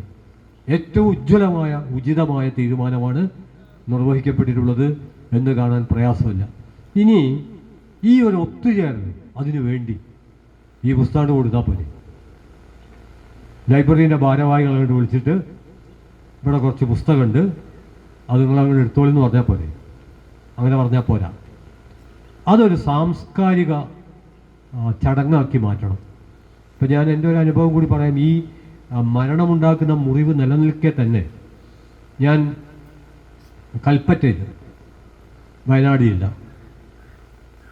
അവിടെ അഹമ്മദ് ഖാൻ മരിച്ചു. അഹമ്മദ് ഖാനെ കുറിച്ച് പറയാവുന്ന കാര്യം, അദ്ദേഹം ഒരു ജനകീയ ഗസൽ ഗായകനാണ്, പുരോഗമന കലാസാഹിത്യ സംഘത്തിൻ്റെ പ്രവർത്തകനാണ്. ഞങ്ങളോടൊക്കെ വലിയ സ്നേഹമാണ്. അഹമ്മദ് ഖാക്ക് നടക്കാൻ വയ്യാത്തപ്പോഴും ആ പ്രദേശത്ത് പ്രഭാഷണം നടത്താൻ ചെല്ലുമ്പോൾ എങ്ങനെയെങ്കിലും അഹമ്മദ് ഖാ വരും, വരാതിരിക്കില്ല. ഒരു പ്രാവശ്യം അഹമ്മദ് ഖായെ കണ്ടില്ല. അപ്പോൾ അഹമ്മദ് ഖാ എവിടെ? അപ്പോൾ അഹമ്മദ് ഖാക്ക് തീരെ വയ്യ, സമയമുണ്ടെങ്കിൽ അഹമ്മദ് ഖായുടെ വീട്ടിൽ ചെന്നാൽ വലിയ സന്തോഷമാണ്. അപ്പോൾ ഞങ്ങൾ അഹമ്മദ് ഖായുടെ വീട്ടിൽ പോയി. അപ്പോഴും അദ്ദേഹം രോഗശയ്യയിൽ നിന്ന് സംസാരിക്കുന്നത് ഇതേപോലുള്ള കാര്യങ്ങളാണ്. പിന്നെ അദ്ദേഹം മരിച്ചു. അപ്പോൾ അഹമ്മദ് ഖാൻ മരിച്ചു എന്ന വിവരം അറിയിക്കുമ്പോൾ ഞാൻ തിരുവനന്തപുരത്താണ്. എനിക്കന്നോ അത് കഴിഞ്ഞിട്ടോ പോകാൻ പറ്റില്ല. അപ്പോൾ അവർ പറഞ്ഞു 3-4 ദിവസം കഴിഞ്ഞാലും വന്നാൽ മതി എന്ന് പറഞ്ഞു. അന്ന് ഇതുപോലെ ഒരു അനുസ്മരണത്തിൻ്റെ ഒരു വേദി, അവിടെ ഒരു തർക്കം വന്നു. അനുസ്മരണത്തിൽ തർക്കം വരും. തർക്കം എന്താന്ന് പറഞ്ഞാൽ ഗസൽ ആലപിച്ചുകൊണ്ട് അനുശോചനം ആരംഭിക്കണം എന്നൊരു വിഭാഗം. വേറൊരു വിഭാഗം മരണം, അതിൻ്റെ ഒരു സങ്കടം, ആ സമയത്ത് തന്നെ പാട്ട് വേണോ, 2 ദിവസം കൂടി കഴിഞ്ഞിട്ട് പോരെ. അങ്ങനെ തർക്കം മൂർച്ഛിച്ചുകൊണ്ടിരിക്കുമ്പോഴാണ് ഞാനവിടെ എത്തുന്നത്. ഞാൻ പിന്നെ കോഴിക്കോട്ട് നിന്ന് വരുന്ന ഒരാളായതുകൊണ്ടും പൂക്കാസയുടെ ഒരു ഭാരവാഹി ആയതുകൊണ്ടും KEN അഭിപ്രായം അനുസരിച്ച് ചെയ്യാം എന്നവർ തീരുമാനിച്ചു. എനിക്ക് രണ്ടോട്ട് ആലോചിക്കേണ്ട പ്രശ്നമില്ല. ഞാൻ പറഞ്ഞു ഗസൽ ഒന്നല്ല, എത്ര ഗസൽ പാടാൻ പറ്റുമോ അത്രയും ഗസൽ പാടിക്കൊണ്ട് ചെയ്യാവുന്നതാണ്. കാരണം അഹമ്മദ് ഖാൻ ഗസൽ ഗായകനായിരുന്നു. അദ്ദേഹം ആ ഹോസ്പിറ്റലിൽ അഡ്മിറ്റ് ചെയ്തപ്പോഴൊരു പ്രശ്നമുണ്ട്. അഹമ്മദ് ഖാൻ സാധാരണ നമ്മുടെ നാട്ടിലെ നിങ്ങളെപ്പോലെ എന്നെപ്പോലുള്ള ഒരാളാണ്. അങ്ങനെ പ്രത്യേകിച്ച് കൊമ്പൊന്നുമില്ല. അപ്പോൾ ഹോസ്പിറ്റലിലൊക്കെ ശ്രദ്ധിക്കണമെങ്കിൽ, പോലീസ് സ്റ്റേഷനിലൊക്കെ ശ്രദ്ധിക്കണമെങ്കിൽ നെറ്റിയിൽ ചെറിയ 2 കൊമ്പ് കാണുള്ളൂ. നമുക്കൊന്നും കൊമ്പില്ല, അഹമ്മദ് ഖാക്കും കൊമ്പില്ല. അപ്പോൾ അദ്ദേഹത്തിന് വലിയ പരിഗണനയൊന്നും കൊടുത്തില്ല. അങ്ങനെ ഇരിക്കെ അഹമ്മദ് ഖാൻ ഇഞ്ചക്ഷനൊക്കെ കണ്ട് കഴിഞ്ഞ് ഡോക്ടർമാരെ കണ്ട് പോയപ്പോൾ അഹമ്മദ് ഖാൻ പാടാൻ തുടങ്ങി. അപ്പം നേഴ്സുമാരും കുറച്ച് കലാബോധമുള്ള ഡോക്ടർമാരും ആളുകൾ ഒത്തുകൊണ്ടെങ്കിൽ അതും വേണ്ട, അത് അഹമ്മദ് ഖാക്ക് ഉണ്ടാക്കി കൊടുക്കാൻ പറ്റില്ല. എന്നാൽ അതുള്ളവരെ അഹമ്മദ് ഖാക്ക് കൂട്ടിച്ചേർക്കാൻ പറ്റും. അങ്ങനെ രോഗിയായി കിടക്കുമ്പോൾ വേദനയിൽ പെടയുമ്പോഴും ഗസൽ പാടിയ ഒരാൾ, അയാൾ അനുസ്മരിക്കപ്പെടേണ്ടത് ഗസൽ പാടിക്കൊണ്ട് തന്നെയാണ്. അങ്ങനെ ഗസലൊക്കെ പാടി ഞാനൊരു കവിത ചൊല്ലിക്കൊണ്ടാണ് ഞാനും എൻ്റെ അനുസ്മരണം നടത്തിയത്. ഇത്രയും ഞാൻ വളരെ സംക്ഷിപ്തമായി ഭാസ്കരേട്ടനെ അനുസ്മരിക്കുന്ന ഈ ഒരു സമയത്ത് അദ്ദേഹം നടത്തിയിട്ടുള്ള പ്രവർത്തനം തീർച്ചയായിട്ടും നമുക്ക് നൽകുന്നൊരു ഊർജ്ജമുണ്ട്. അത് ചെറിയ ഊർജ്ജമല്ല, അത് നമ്മുടെ നാടിന്, നമ്മുടെ സമൂഹത്തിന്, നമുക്കൊക്കെ നൽകുന്ന വലിയൊരു ഊർജ്ജമാണ്. മരണാനന്തരവും ഞാൻ നിങ്ങൾക്കൊപ്പമുണ്ട് എന്നൊരു സാമൂഹ്യ പ്രവർത്തകന് പറയാൻ കഴിയുന്നത് സാമൂഹ്യ ജീവിതത്തെ സംബന്ധിച്ചിടത്തോളം ഏറ്റവും സ്വാഗതാർഹമാണ്. അത്തരമൊരു സാംസ്കാരിക ഒത്തുചേരലിൽ പങ്കെടുക്കാൻ കഴിഞ്ഞത് ഒരു ഇടതുപക്ഷ സാംസ്കാരിക പ്രവർത്തകൻ എന്ന നിലയിൽ ഏറ്റവും അഭിമാനവും ആഹ്ലാദവുമായിട്ട്, ഒരു പക്ഷേ ഇതൊരു അനുസ്മരണത്തിൻ്റെയും വേദനയുടെയും സമയം തന്നെയാണ്. പക്ഷേ ഞാൻ തുടക്കത്തിൽ പറഞ്ഞു, എല്ലാ വേദനകളെയും മുറിവുകളെയും നമ്മൾ മറികടക്കുന്നത് കൂടുതൽ പ്രകൃതിയോട്, സമൂഹത്തോട്, മൂല്യങ്ങളോട്, ആദർശങ്ങളോട് ചേർന്ന് നിന്നുകൊണ്ടാണ്. അങ്ങനെ ചേർന്ന് നിൽക്കാൻ, മൂല്യങ്ങളോടും ആദർശങ്ങളോടും ചേർന്ന് നിൽക്കാനുള്ള, ഞാനിവിടെ സംസാരിക്കാൻ വരുന്നതിന് മുമ്പ് അദ്ദേഹത്തെക്കുറിച്ചുള്ള, അത് നമ്മളെല്ലാവരും ചെയ്യേണ്ട കാര്യമാണ്. നമ്മൾ എന്തിനെക്കുറിച്ചൊക്കെ സംസാരിക്കുകയാണെങ്കിൽ അതിൻ്റെ ഒരു പശ്ചാത്തലം, അതിനെക്കുറിച്ചുള്ള കാര്യങ്ങളും പരമാവധി മനസ്സിലാക്കണം. അത് മുഴുവൻ അവിടെ പറയണമെന്നില്ല, അതിൻ്റെ ഒരു ഊർജ്ജം നമുക്കുണ്ടാവും. ഞാനിവിടെ വരുന്നതിന് മുമ്പ് അദ്ദേഹത്തെക്കുറിച്ച് അറിയാവുന്ന എൻ്റെ സുഹൃത്തുക്കളോട് പരമാവധി വിവരങ്ങൾ ഞാൻ സമാഹരിച്ചിട്ടുണ്ട്. അതേതെങ്കിലും എഴുത്തിൽ എനിക്ക് ഉൾപ്പെടുത്താൻ കഴിയും, ഇവിടെ സംസാരിക്കാൻ പറ്റും. പക്ഷെ അതിൻ്റെ ആവശ്യമില്ല. കാരണം എൻ്റേത് കേട്ടറിഞ്ഞ അറിവുകളാണ്. നേരിട്ടറിഞ്ഞ മനുഷ്യർ എൻ്റെ മുമ്പിൽ എനിക്കൊപ്പം ഇവിടെ ഉണ്ട് എന്നുള്ളത് കൊണ്ട് അവരുടെ വാക്കുകൾക്ക് വേണ്ടി ഈ ഒരു അനുസ്മരണ വേദിയിൽ ഞാൻ എൻ്റെ വാക്കുകൾ അവസാനിപ്പിക്കുന്നു. നിങ്ങൾക്കെൻ്റെ അഭിവാദ്യം.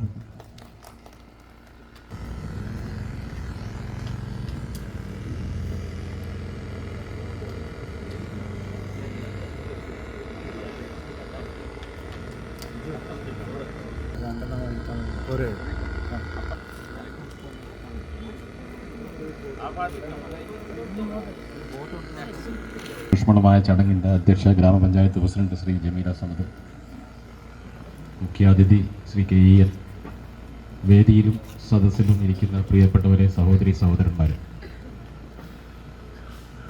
തിക്കോടിയുടെ പൊതുമണ്ഡലത്തിൽ ഏറെക്കാലം തിളങ്ങി നിന്നിരുന്ന പൊതുപ്രവർത്തകനും രാഷ്ട്രീയ നേതാവുമായിരുന്ന PK ഭാസ്കരേട്ടൻ്റെ ഓർമ്മകൾ തങ്ങി നിൽക്കുന്ന ഒരു അന്തരീക്ഷത്തിലാണ് നമ്മൾ ഓരോരുത്തരും. അദ്ദേഹത്തെക്കുറിച്ച് അറിയാവുന്ന, വളരെ അടുത്ത് നേരിട്ടറിയാവുന്ന ആളുകളാണ് ഇവിടെ ഇരിക്കുന്ന അധികം ആളുകൾ.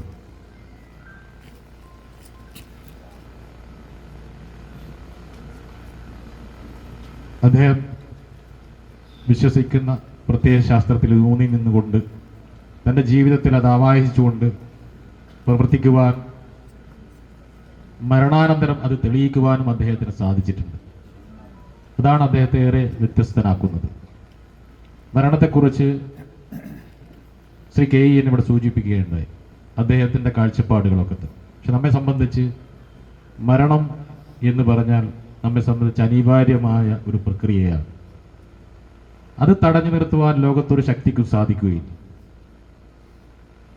പക്ഷേ മരണപ്പെട്ട് കഴിഞ്ഞാൽ ഈ നാട് ഓർക്കുന്ന പ്രവർത്തനങ്ങൾ ഏർപ്പെട്ട വ്യക്തികൾ, അവരൊക്കെ തന്നെ എക്കാലവും സ്മരിക്കപ്പെടും.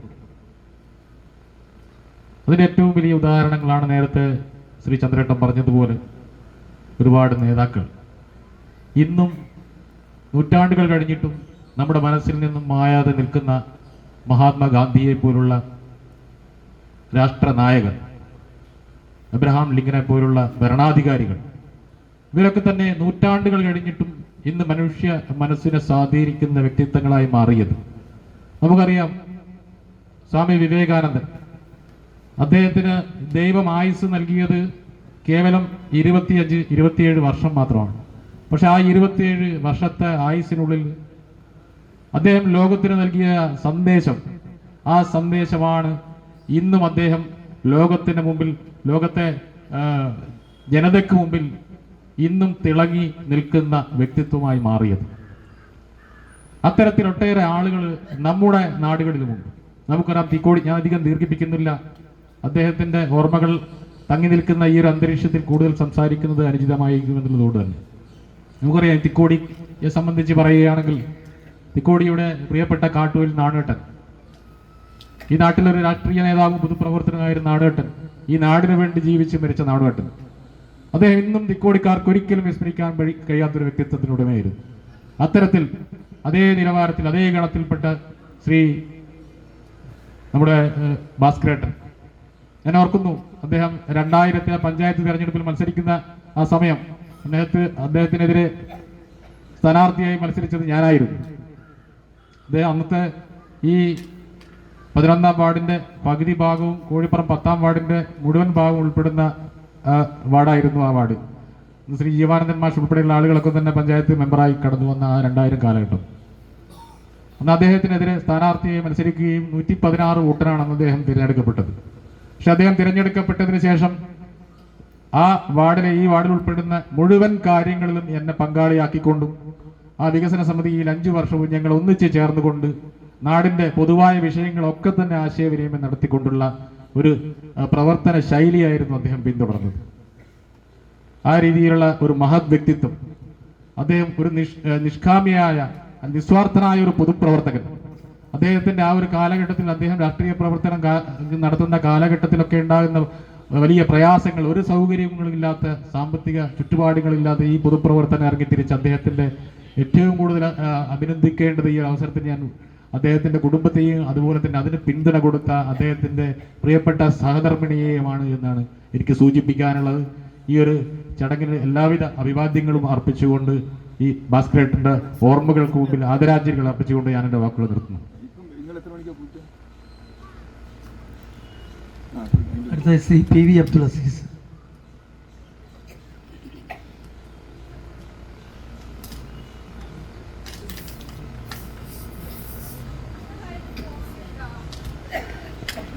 ബഹുമാനപ്പെട്ട അധ്യക്ഷൻ, ഈ മഹത്തായ ചടങ്ങ് നിർവഹിച്ച KN, വേദിയിലും സദസ്സിലുമുള്ള പ്രമുഖ വ്യക്തിത്വങ്ങളെ, പ്രിയമുള്ള സുഹൃത്തുക്കളെ, നാട്ടുകാരെ,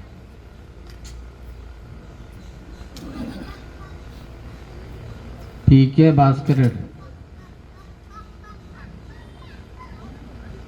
ഞാനുമായി വളരെ അടുത്ത് പ്രവർത്തിച്ച ഒരു പ്രവർത്തകൻ, ഒരു വ്യക്തിത്വം. അദ്ദേഹം ഞാനും പഞ്ചായത്തിൽ ഒരുപാട് കാലമുണ്ടായി.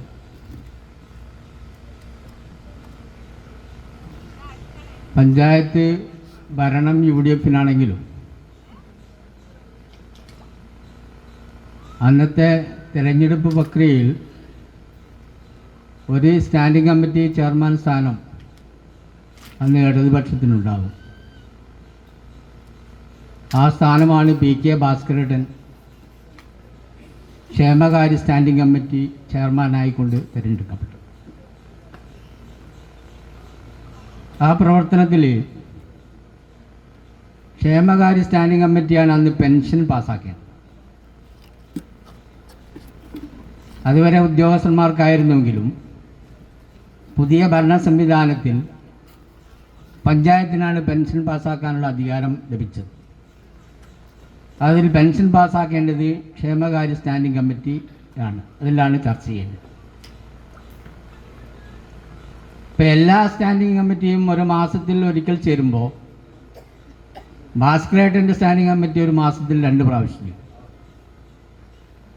കാരണം ഒരു പെൻഷൻ അപേക്ഷ കിട്ടിയാൽ അത് താമസിപ്പിക്കുക എന്നുള്ളത് ഭാസ്കരേട്ടന് ഇഷ്ടമല്ല. എത്രയും പെട്ടെന്ന് ആ അപേക്ഷിച്ച ആളുകൾക്ക് അപേക്ഷയുടെ സഹായം ലഭിക്കാൻ ആവശ്യമായി. ഇനി അതിലെന്തെങ്കിലും പോരായ്മകളുണ്ടെങ്കിൽ ആ പോരായ്മകളൊക്കെ നികത്തിക്കൊണ്ട് വളരെ പെട്ടെന്ന് തന്നെ ആ കുടുംബത്തിന് ആ ആശ്വാസം കിട്ടുന്ന നിലവാരത്തിലേക്ക് ആ കമ്മിറ്റി തീരുമാനമെടുത്തു. അപ്പം ഞാൻ ലീഗിൻ്റെ സെക്രട്ടറിയും ഭാസ്കരേട്ടൻ CPM-ൻ്റെ സെക്രട്ടറിയുമാണ്. അപ്പം നമ്മൾ രാഷ്ട്രീയമായിട്ട് പല പിരിമുറുക്കങ്ങളും വരുമ്പോൾ ആ കാര്യങ്ങൾക്കൊക്കെ ഭാസ്കരൻ വളരെ സമാധാനപരമായിട്ടുള്ള തീരുമാനങ്ങളുമായി മുമ്പോട്ട് വരിക എന്നുള്ളത് ഒരു യാഥാർത്ഥ്യം. ഭാസ്കരേട്ടൻ വളരെ വിപ്ലവകാരിയാണെങ്കിലും സംസാരം വളരെ കുറച്ച് പ്രവർത്തന രംഗത്ത് കൂടുതൽ ശ്രദ്ധ ചെലുത്തി ആ രംഗത്ത് മുമ്പോട്ട് പോകുക എന്നുള്ള ഒരു വലിയ മാതൃകയാണ് ഭാസ്കരേട്ടനിൽ നാം കണ്ടിരുന്നത്. അന്ന് ഒരു പഞ്ചായത്ത് മെമ്പർ സ്ഥാനവും ലോക്കൽ സെക്രട്ടറി സ്ഥാനവും മാത്രമല്ല, ഈ ആർട്ടിസൻസ് യൂണിയൻ്റെ എല്ലാ കാര്യങ്ങളും, അതുപോലെ തന്നെ കൈരളി ഗ്രന്ഥശാലയുടെ മുഴുവൻ കാര്യങ്ങൾ,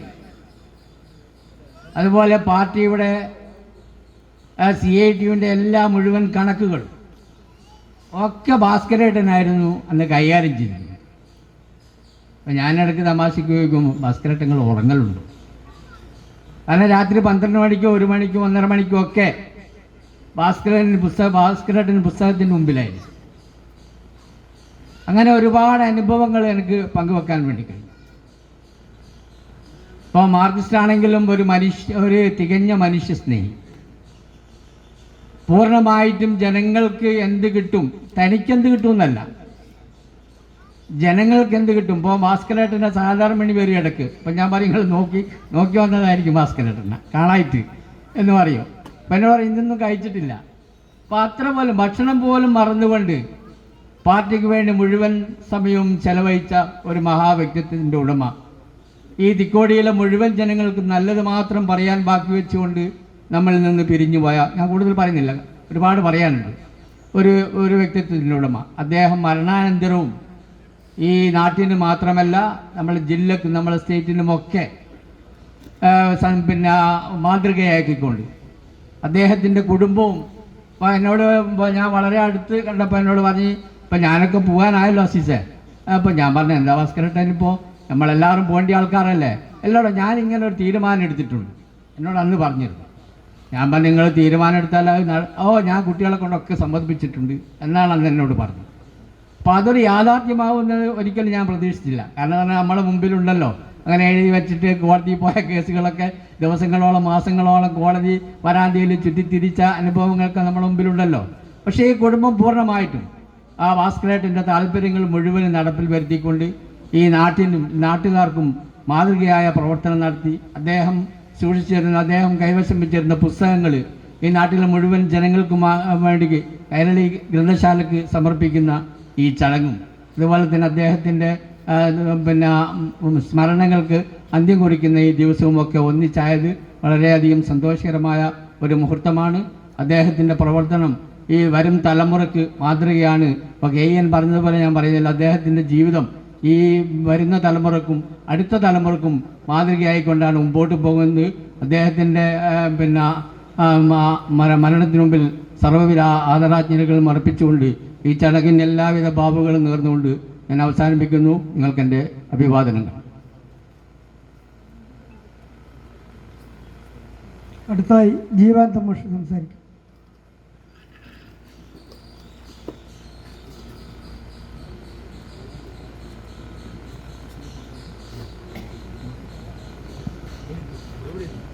വേദിയിലും സദസ്സിലുമുള്ള പ്രിയപ്പെട്ട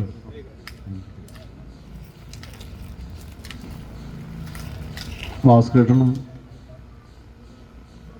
ഇവിടെ പാർട്ടി പ്രവർത്തകരും തമ്മിലുള്ള ബന്ധത്തെക്കുറിച്ചും അദ്ദേഹത്തിൻ്റെ നന്മകളെക്കുറിച്ചൊക്കെ ഇവിടെ സംസാരിച്ചിട്ടുണ്ട്.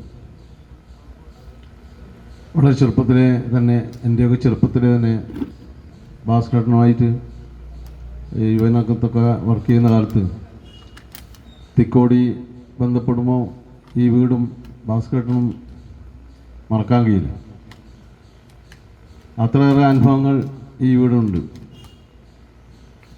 പാർട്ടി ഒരു കാലത്ത് ലോക്കൽ കമ്മിറ്റി ഓഫീസിലാകുന്ന കാലത്ത് ഇവിടെ ഈ വീടാണ് ലോക്കൽ കമ്മിറ്റി ഓഫീസായി പ്രവർത്തിച്ചത്. കാരണം ലോക്കൽ കമ്മിറ്റിയുടെ പല യോഗങ്ങളും ഈ വീട്ടിൽ വെച്ചാണ് ചേരുക. പല സംസ്ഥാന ജില്ലാ നേതാക്കന്മാരും ഈ വീട്ടിൽ അന്തിയുറങ്ങുകയും യോഗത്തിൽ പങ്കെടുക്കുകയൊക്കെ ചെയ്തിട്ടുണ്ട്. അതുപോലെ സംസ്ഥാനത്ത് വലിയ മാർച്ചുകളൊക്കെ വരുമ്പോൾ ഉച്ചഭക്ഷണം തിക്കോടി വെച്ചാണ് ഉണ്ടാകുക. കാസർഗോഡ് നിന്ന് ആരംഭിക്കുന്ന മാർച്ചിനൊക്കെ ഉച്ചഭക്ഷണം തിക്കോടി വെച്ചാണ്. അന്നേരത്തൊക്കെ ഭാസ്കരൻ്റെ വീടും പരിസരവുമാണ് അതിന് വേദിയായിരുന്നു. അങ്ങനെ ഒരു പ്രസ്ഥാനത്തിന് വേണ്ടി തൻ്റെ ജീവിതം മാത്രമല്ല തൻ്റെ കുടുംബത്തിലെ എല്ലാവരെയും പങ്കെടുപ്പിച്ചുകൊണ്ട് ഒരു സമൂഹത്തിന് വെളിച്ചമായി മാറിയ ഒരു വ്യക്തിയായിരുന്നു സഖാവ് ഭാസ്കരേട്ടൻ. നേരത്തെ അസീസ്ക്ക് പറഞ്ഞ പോലെ അദ്ദേഹം ഉറങ്ങുക രാത്രി 12-1 മണിക്ക് തന്നെയാണ്. കാരണം വായനയും എഴുത്തും ഒക്കെ ആയിട്ട് വളരെ സമയം കഴിഞ്ഞാണ് ഉറങ്ങാറുള്ളത്. പലപ്പോഴും ഞങ്ങളോട് പറയാറുണ്ട്. 5 വർഷക്കാലം ഞങ്ങൾ ഒരുമിച്ച് അസീസ്കയും അതുപോലെ നമ്മുടെ KP രമേശനും പൂത്തുകുടി അമീദ്ക്കയും ഒക്കെ പഞ്ചായത്ത് മെമ്പറായി 5 വർഷം ഞങ്ങളുണ്ടായിരുന്നു. ആ സമയത്തൊക്കെ പഞ്ചായത്തിൻ്റെ ക്ഷേമകാര്യവുമായി ബന്ധപ്പെട്ട എല്ലാ കാര്യങ്ങളും വളരെ കൃത്യതയോടെ നടപ്പാക്കിയിരുന്ന ഒരു ജനപ്രതിനിധിയായിരുന്നു. അതുപോലെ രാഷ്ട്രീയ രംഗത്ത് ഞാൻ പറയാതെ എല്ലാവർക്കും അറിയാവുന്നതാണ്. അങ്ങനെ കൈരളി ഗ്രന്ഥശാലയുടെ പ്രവർത്തനമായാലും മറ്റെല്ലാ സാമൂഹ്യ പ്രവർത്തനങ്ങളും നിറഞ്ഞു നിന്ന ഒരു വ്യക്തിയായിരുന്നു സഖാവ് ഭാസ്കരേട്ടൻ. ആ ഭാസ്കരേട്ടൻ്റെ ജീവിതം, ആ ജീവിതം മാത്രമല്ല അദ്ദേഹത്തിൻ്റെ മരണവും ഒരു ചരിത്രമാവുകയാണ്. മെഡിക്കൽ വിദ്യാർത്ഥികൾക്ക് പഠനത്തിനുള്ള ഗവേഷണത്തിനുള്ള ഒന്നായി അദ്ദേഹത്തിൻ്റെ ഭൗതിക ശരീരം മാറിയിട്ടുണ്ട്. അതുപോലെ അദ്ദേഹം വായിച്ച പുസ്തകങ്ങളും ഒക്കെ ഇന്ന് കൈരളി ഗ്രന്ഥശാലയ്ക്ക് അതുപോലെ സമൂഹത്തിന് വെളിച്ചമായി മാറുകയാണ്. മെഡിക്കൽ കോളേജിലെ വിദ്യാർത്ഥികൾക്ക് വെളിച്ചമായി മാറുന്ന ഭൗതിക ശരീരം, അദ്ദേഹം വായിച്ച പുസ്തകങ്ങൾ ഈ സമൂഹത്തിലെ മറ്റാളുകൾക്ക് വെളിച്ചമായി മാറുകയാണ്. അങ്ങനെ എല്ലാവർക്കും വെളിച്ചമായി മാറിയ ഒരു വ്യക്തിയായിരുന്നു സഖാവ് ഭാസ്കരേട്ടൻ. അദ്ദേഹത്തിൻ്റെ കൂടുതൽ ഞാനൊന്നും പറഞ്ഞില്ല. അദ്ദേഹത്തിൻ്റെ ഓർമ്മയ്ക്ക് മുമ്പിൽ ഒരുപടി രക്തപുഷ്പങ്ങൾ അർപ്പിച്ചുകൊണ്ട് അഭിവാദ്യങ്ങൾ ചേർന്നുകൊണ്ട് ഞാൻ അവസാനിപ്പിക്കുന്നു. ബാബു മാസ്റ്റർ ക്ഷണിക്കുന്നു.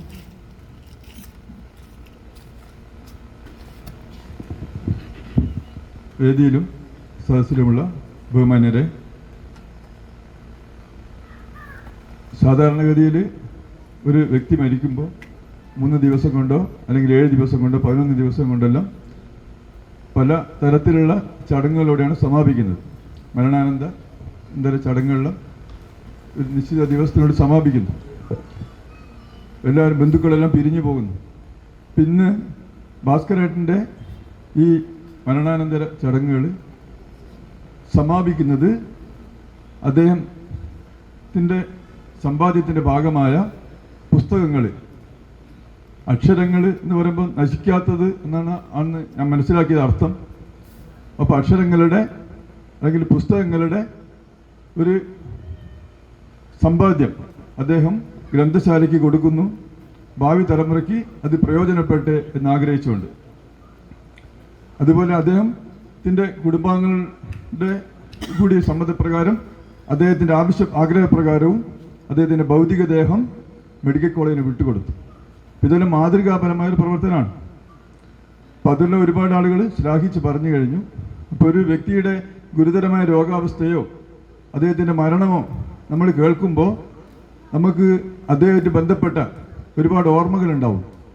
ഇപ്പോൾ ഒരു കാലത്ത് ഭാസ്കരേട്ടനും ഞാനും എല്ലാം തന്നെ അദ്ദേഹം എന്നേക്കാൾ കുറച്ച് സീനിയർ ആണെങ്കിലും വളരെ അടുത്ത സഹപ്രവർത്തകരായിരുന്നു. സംഘടനയിൽ അദ്ദേഹം എൻ്റെ കുറേ സീനിയറായിരുന്നു.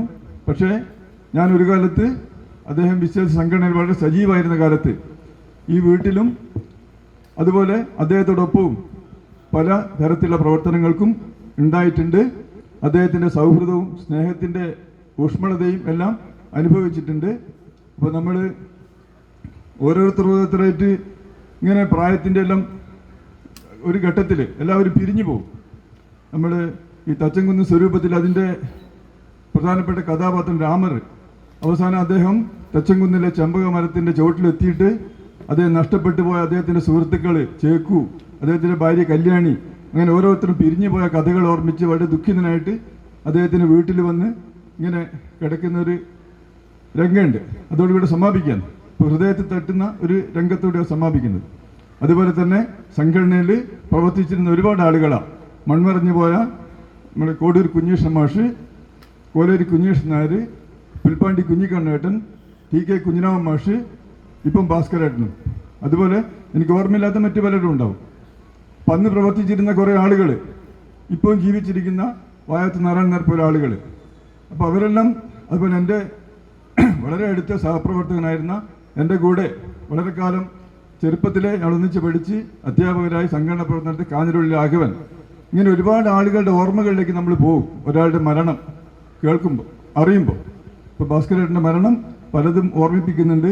നേരത്തെ ജീവാനന്ദ മാഷ് പറഞ്ഞിട്ടുണ്ട്, ഒരുപാട് വലിയ ജാഥകളെല്ലാം വരുമ്പോൾ, പ്രചരണ ജാഥകളെല്ലാം വരുമ്പോൾ ഈ വീട്ടിൽ നിന്ന് ഭക്ഷണമെല്ലാം എനിക്ക് ഓർമ്മയുണ്ട്. ഞാൻ DYFIയുടെ പഞ്ചായത്ത് പ്രസിഡൻ്റായിരുന്ന സമയത്ത്, ഗേരിക്കര രാമദാസൻ സെക്രട്ടറി ആയിരുന്ന സമയത്ത് സുനിത് ചോപ്ര, അന്ന് DYFIയുടെ അഖിലേന്ത്യാ ട്രഷററും പിന്നീട് കർഷക തൊഴിലാളി സംഘടനയുടെ അഖിലേന്ത്യാ സംഘടനയുടെ സെക്രട്ടറിയിലായിരുന്ന സുനിത് ചോപ്ര എല്ലാം ഇവിടെ വന്നിട്ട് ഭക്ഷണം ഞങ്ങൾ ഒന്നിച്ചെല്ലുണ്ടായിരുന്നു. സമരോത്സുകമായ ഒരു കാലത്ത് ആ രംഗത്ത് പ്രവർത്തിക്കാൻ കഴിഞ്ഞു എന്നുള്ളത് ഞാൻ ഇപ്പോഴും അഭിമാനിക്കുന്നു. ഇപ്പോൾ ഏത് സംഘടനയിൽ നമ്മൾ ആത്മാർത്ഥമായിട്ട് പ്രവർത്തിക്കുമ്പോഴും അതിൻ്റെ ചില ഗുണങ്ങൾ നമുക്ക് സ്വാംശീകരിക്കാൻ കഴിയും. പക്ഷെ ഒരു ഘട്ടത്തിൽ വേറെ പോയി എന്നുള്ളത് യാഥാർത്ഥ്യമാണ്. അപ്പോഴും ഭാസ്കരേട്ടൻ സൗഹൃദം സൂക്ഷിച്ചിട്ടുണ്ട്. എവിടെ കണ്ടാലും, തിക്കോടി കണ്ടാലും എവിടെ കണ്ടാലും വളരെ സൗഹാർദ്ദം എന്തില്ല ബാബു എന്ന് ചോദിക്കുന്ന ഒരു ബന്ധം ഞങ്ങൾ തമ്മിൽ ഉണ്ടായിരുന്നു. അപ്പോൾ കൂടുതലൊന്നും ഈ അവസരത്തിൽ പറയുന്നില്ല. അദ്ദേഹത്തിൻ്റെ വിയോഗത്തിൽ ഉണ്ടായിട്ടുള്ള അദ്ദേഹത്തിൻ്റെ കുടുംബാംഗങ്ങൾക്ക്, സഹപ്രവർത്തകർക്ക്, സുഹൃത്തുക്കൾക്ക് എല്ലാം ഉണ്ടായ ദുഃഖത്തിൽ ഞാനും പങ്കുചേരുന്നു. ശശി എടവനക്കണ്ടി.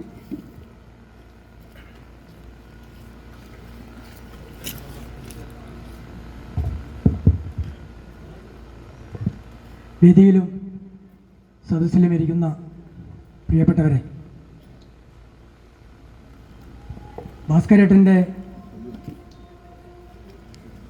മരണാനന്തര ചടങ്ങ് വളരെ വ്യത്യസ്തമായ അല്ലെങ്കിൽ ഒരു വേറിട്ട അനുഭവമാണ്. സാധാരണ ചടങ്ങ് അവസാനിക്കുന്ന ദിവസം വരുന്ന ആൾക്കാർക്കെല്ലാം തന്നെ ഒരു ഭക്ഷണം കൊടുത്ത് സന്തോഷിപ്പിച്ച് പിരിയുന്ന ഒരു സ്ഥിതിയാണ് നമ്മൾ എൻ്റെ ജീവിതത്തിൽ ഇതുവരെയും കണ്ടത്. പക്ഷേ ഇതൊരു വേറിട്ട അനുഭവമാണ്. നേരിട്ട് ഇവിടെ സൂചിപ്പിച്ചു കഴിഞ്ഞു ഭാസ്കരേട്ടൻ്റെ പാർട്ടി സാമൂഹിക പ്രവർത്തനമൊക്കെ തന്നെ. എനിക്ക് തോന്നുന്നത് അദ്ദേഹത്തിൻ്റെ ഈ പ്രവർത്തനം വളരെ നമുക്കെല്ലാം ഒരു അടുത്ത തലമുറയ്ക്ക് മാതൃകയാക്കേണ്ട, വരും കാലങ്ങളിലും അദ്ദേഹത്തിൻ്റെ ഈ ഒരു കമ്മ്യൂണിസ്റ്റുകാരനായി, ഒരു ഉത്തമ കമ്മ്യൂണിസ്റ്റുകാരനായി ജീവിച്ച ഒരു അനുഭവം വരുന്ന തലമുറകൾക്കും ഓരോ പരിപാടി സംഘടിപ്പിച്ച് അദ്ദേഹത്തിൻ്റെ ഓർമ്മ പുതുക്കി അദ്ദേഹത്തിൻ്റെ മാതൃകാപരമായ സമീപനവും എല്ലാം തന്നെ പുതു തലമുറയ്ക്ക് പറഞ്ഞു കൊടുക്കണം എന്നാണ് എനിക്ക് അഭ്യർത്ഥിക്കാനുള്ളത്. മറ്റൊന്ന്, നേരത്തെ ഇവിടെ സൂചിപ്പിച്ച മാതിരി തന്നെ ഈ നിലനിൽക്കുന്ന വീട് ഒട്ടനവധി ജനകീയ നന്മയ്ക്ക് വേണ്ടി തീരുമാനമെടുത്ത ഒരു വീടാണ്. അതുപോലെ തന്നെ ഈ നാടിൻ്റെ ജനനന്മയ്ക്ക് വേണ്ടി അദ്ദേഹം പ്രവർത്തിച്ചതുമൊക്കെ തന്നെ ഈ ഇരിക്കുന്ന പുസ്തകങ്ങളുടെ വായിച്ചതിൻ്റെ ഒരു അറിവായിരിക്കാം അദ്ദേഹത്തെ ഈ നിലയിലേക്ക് എത്തിച്ചത് എന്നാണ് എനിക്ക് പറയാനുള്ളത്. മറ്റ് അദ്ദേഹത്തുമായി ബന്ധപ്പെട്ട നേരത്തെ എൻ്റെ ചെറുപ്പത്തിലെ ഉണ്ടായ അനുഭവങ്ങൾ ഞാൻ അനുശോചന യോഗത്തിൽ വളരെ വിശദമായി പറഞ്ഞതാണ്, ഞാൻ ആവർത്തിക്കുന്നില്ല.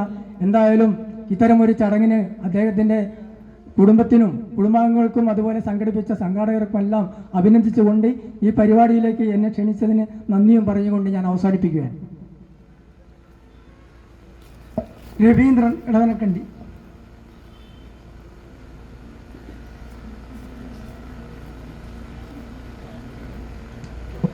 ബഹുമാനപ്പെട്ട അധ്യക്ഷ, തിക്കോടി ഗ്രാമപഞ്ചായത്ത് പ്രസിഡന്റ് കൂടിയായ ജമീല സമദ്, ഈ അനുസ്മരണ പ്രഭാഷണം ഉദ്ഘാടനം ചെയ്ത സാംസ്കാരിക നായകൻ കൂടിയായ ബഹുമാനപ്പെട്ട KN, രാഷ്ട്രീയ നേതാക്കളെ, സുഹൃത്തുക്കളെ,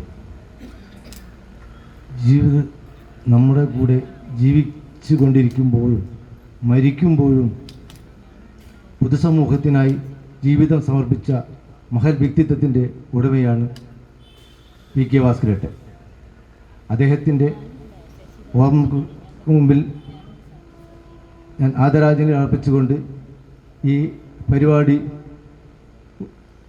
കൈരളി ഗ്രന്ഥശാല ഏൽപ്പിക്കുന്ന പുസ്തക ചടങ്ങിന് എല്ലാവിധ ആശംസകളും നേർന്നുകൊണ്ട് നിർത്തുന്നു. നന്ദി, നമസ്കാരം. ഗഫൂർ മാസ്റ്റർ.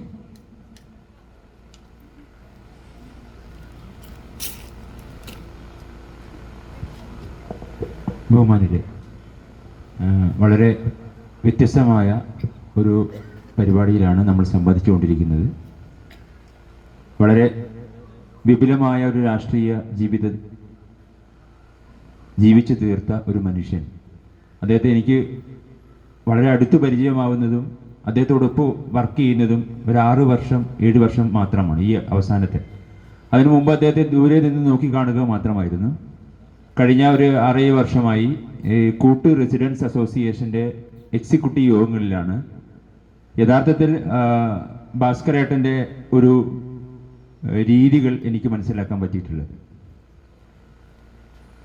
എന്തുകൊണ്ട് അദ്ദേഹം ഇത്രയധികം വിനയാന്വിതനും ഒരു കാര്യങ്ങൾ പഠിച്ച് അവതരിപ്പിക്കുന്ന അങ്ങനെ ജീവിക്കുന്ന ഒരാളായി മാറിയത് എന്നുള്ളത് ഇന്നത്തെ ഈ സംസാരങ്ങളിലാണ് എനിക്ക് ബോധ്യപ്പെട്ടത്. ഒരുപക്ഷെ മരണശേഷമാണ് മനുഷ്യരെ നമ്മൾ ആഴത്തിൽ മനസ്സിലാക്കുന്നു എന്നുള്ളത് ഒരു ദുഃഖമായിട്ടാണ് എനിക്ക് തോന്നുന്നത്. കുറെ കൂടി ഓരോരുത്തരും മരണപ്പെട്ട് കഴിയുമ്പോഴാണ് നമ്മൾ ആ മനുഷ്യനെക്കുറിച്ചുള്ള പല കാര്യങ്ങളും സവിസ്തരം പ്രതിപാദിക്കപ്പെടുന്നത്. ജീവിച്ചിരിക്കുന്ന കാലത്ത് മനുഷ്യരെ നമ്മൾ കാണുന്നത് ഒരുപക്ഷെ വളരെ പാർട്ടിസാൻ, എന്തെങ്കിലും പക്ഷപാതപരമായ തരത്തിലായി പോകുന്നു എന്നുള്ളത് ഒരു ദുഃഖമായിട്ട് തോന്നുകയും ചെയ്യാണ്. എൻ്റെ അനുഭവത്തിൽ ഉള്ള ഭാസ്കരേട്ടൻ എന്ന് പറയുമ്പോൾ വളരെ ഹൃദയം കൊണ്ട് സംസാരിക്കുകയും ഹൃദയം കൊണ്ട് കേൾക്കുകയും ചെയ്തൊരു മനുഷ്യനാണ്. വളരെ പല സമയങ്ങളിലും അദ്ദേഹം ഫോണിലും അല്ലാതെയും എൻ്റെ ഈ വീട്ടിൻ്റെ കോലായിൽ വെച്ചും എൻ്റെ വീട്ടിൻ്റെ കോലായിൽ വെച്ച് നടത്തിയ ഒരുപാട് സംസാരങ്ങൾ എൻ്റെ മനസ്സിൽ പച്ചപിടിച്ചു നിൽക്കുന്നുണ്ട്.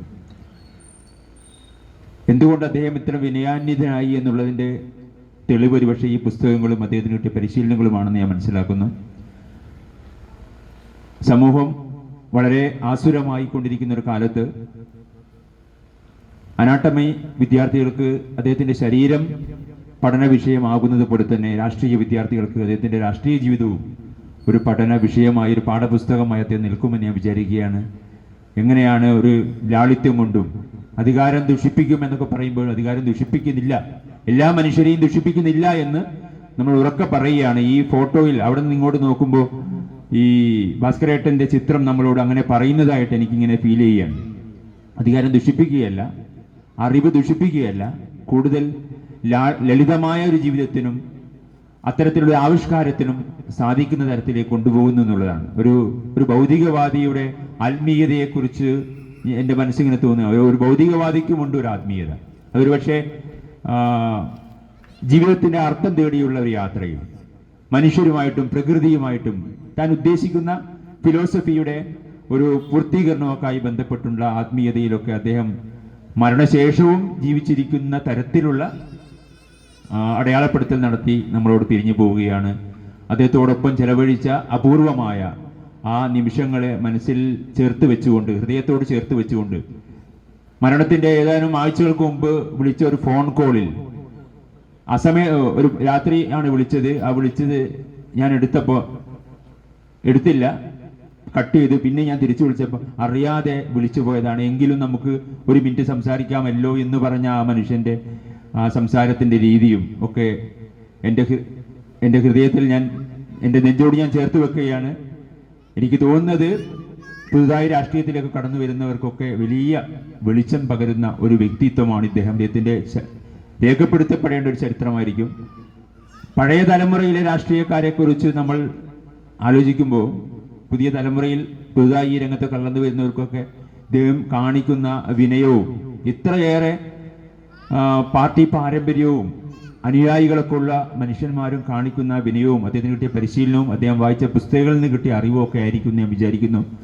ഏതായാലും കുടുംബവും എങ്ങനെയാണ് ഒരു മനുഷ്യന് സ്വന്തം ആദർശത്തോട് കുടുംബത്തെ ചേർത്ത് പിടിക്കാൻ കഴിയുക എന്നുള്ള തെളിവ് കൂടിയായിട്ട് കുടുംബത്തെ ഞാൻ കാണുന്നു. കുടുംബം അതോട് ഒന്നിച്ചു നിൽക്കുകയും അത് നടപ്പിലാക്കുകയും ചെയ്യുന്നു എന്നുള്ളത് ആ കുടുംബം അദ്ദേഹം വളർത്തിക്കൊണ്ടുവന്ന ആ സാഹചര്യം കൂടി നമ്മുടെ മുമ്പിലേക്ക് വരുന്നുണ്ട്. ഏതായാലും ഈ ചടങ്ങ് തന്നെ ഒരു വിശിഷ്ടമായ ഒരു ചടങ്ങാണ്, അപൂർവമായ ചടങ്ങാണ്, അപൂർവങ്ങളിൽ അപൂർവമായ ചടങ്ങാണ്. ഒരു മരണ വീടിൻ്റെ മുറ്റത്ത് വെച്ച് മൃതശരീരം മെഡിക്കൽ കോളേജിലെ അനാട്ടമി വിഭാഗത്തിനും പുസ്തകങ്ങൾ വെളിച്ചം പരത്തുന്ന ഒരു ഗ്രന്ഥാലയത്തിനും ആ ജീവിതത്തെക്കുറിച്ചുള്ള ചർച്ചകൾ രാഷ്ട്രീയ പ്രവർത്തകർക്കും സാമൂഹ്യ പ്രവർത്തകർക്കും പാഠപുസ്തകവുമായി നിലനിൽക്കുന്ന ഒരു സാഹചര്യവും അതിനുള്ള ഒരു ചർച്ചയും സംഘടിപ്പിക്കുക എന്നുള്ളത് വളരെ സന്തോഷകരമായി തോന്നുന്നു. അത് ഈ ദുഃഖകരമായ സാഹചര്യത്തിലും ഈ ചടങ്ങിൻ്റെ പ്രത്യേകതകൾ വളരെ പ്രത്യേകതയുള്ളതായി തോന്നുന്നു. ഒരു ഭൗതികവാദിയായ ഒരു മനുഷ്യൻ്റെ ആത്മാവിന് വേണ്ടി പ്രാർത്ഥിക്കുന്നത് എത്രത്തോളം ശരിയല്ല എന്നുള്ളതുകൊണ്ട് ഞാൻ അതിന് മുതിരുന്നില്ല. എങ്കിലും ഒരു മനുഷ്യൻ ജീവിച്ചു കഴിഞ്ഞ കാലയളവിനെ ജനങ്ങൾ എത്ര മനോഹരമായിട്ടാണ് നോക്കിക്കാണുന്നത് എന്നുള്ളത് ഒരുപക്ഷെ അദ്ദേഹത്തിൻ്റെ ആത്മാവ് ഉണ്ടെങ്കിൽ, അങ്ങനെ ഒരു ആത്മാവ് ഉണ്ടെങ്കിൽ ആ ആത്മാവ് അല്ലെങ്കിൽ അദ്ദേഹത്തിൻ്റെ ജീവിതത്തോടുള്ള കാഴ്ചപ്പാട്, അദ്ദേഹത്തിൻ്റെ പ്രകൃതിയോടുള്ള കാഴ്ചപ്പാടിൽ അദ്ദേഹം സന്തോഷവാനായിരിക്കുമെന്ന് മാത്രം പറഞ്ഞുകൊണ്ട് ഇങ്ങനെ ഒരു ചടങ്ങ് സംഘടിപ്പിച്ച കുടുംബത്തിനും ഇതിൻ്റെ സംഘാടകർക്കും പാർട്ടിക്കും ഒക്കെ പ്രത്യേകമായ അഭിവാദ്യം അർപ്പിച്ചുകൊണ്ട് ഇനിയും ഒരുപാട് ഭാസ്കരേട്ടന്മാർ രൂപപ്പെട്ടു വരേണ്ടതിൻ്റെയൊക്കെയുള്ള ഒരു ഇൻസൈറ്റ്ഫുൾ ആയിട്ടുള്ള ഒരു ഉൾക്കാഴ്ച നൽകുന്ന സംസാരങ്ങളാണ് ഓരോന്നും കഴിഞ്ഞിട്ടുള്ളത്. ചേർത്ത് പിടിച്ച് ഒത്തുപിടിച്ച് മുന്നോട്ട് പോകേണ്ട മാനവരാശി, അങ്ങനെ കൊണ്ടുപോകാൻ ശ്രമിച്ച മനുഷ്യരുടെ ചരിത്രം തീർച്ചയായും നമുക്ക് പാഠമായിരിക്കും. അങ്ങനെ ഉണ്ടാവട്ടെ എന്ന് ആത്മാർത്ഥമായി ആഗ്രഹിച്ചുകൊണ്ട് അദ്ദേഹത്തോട് കൂടെ സംസാരിച്ച ഞാൻ ഒരു കാര്യം ഓർക്കുകയാണ്. സാധാരണ ഈ റെസിഡൻസ് അസോസിയേഷൻ യോഗത്തിലൊക്കെ വളരെ സീരിയസ് ആയിട്ടുള്ള യോഗം ഒന്നും ആയിരിക്കില്ല, ഒരു യോഗമായിരിക്കും. അതിലൊരു പേപ്പറും പെന്നുമായിട്ടാണ് ഭാസ്കരേട്ടൻ ഉണ്ടാവുക.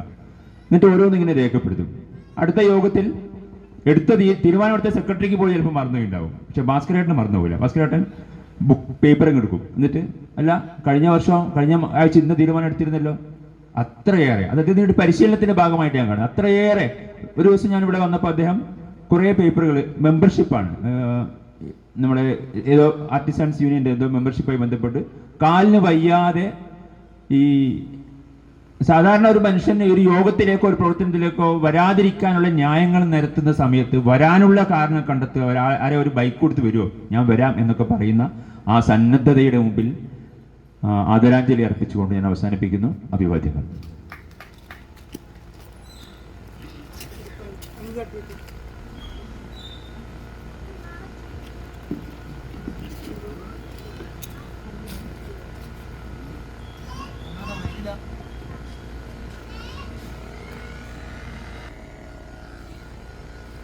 വീടിനും നാടിനും അതുപോലെ തന്നെ ഒരു പ്രസ്ഥാനത്തിനും വെളിച്ചമായിട്ടുള്ള ഭാസ്കരേട്ടൻ്റെ വിടവാങ്ങൽ ചടങ്ങിൻ്റെ ഈ അവസാന ഘട്ടം എന്തായാലും നാടിന് വീണ്ടും ഒരു വെളിച്ചം പകർന്നിരിക്കുകയാണ്. ഇതിൻ്റെ മുന്നേ ഒരുപാട് ആളുകൾ പ്രസംഗിച്ചു.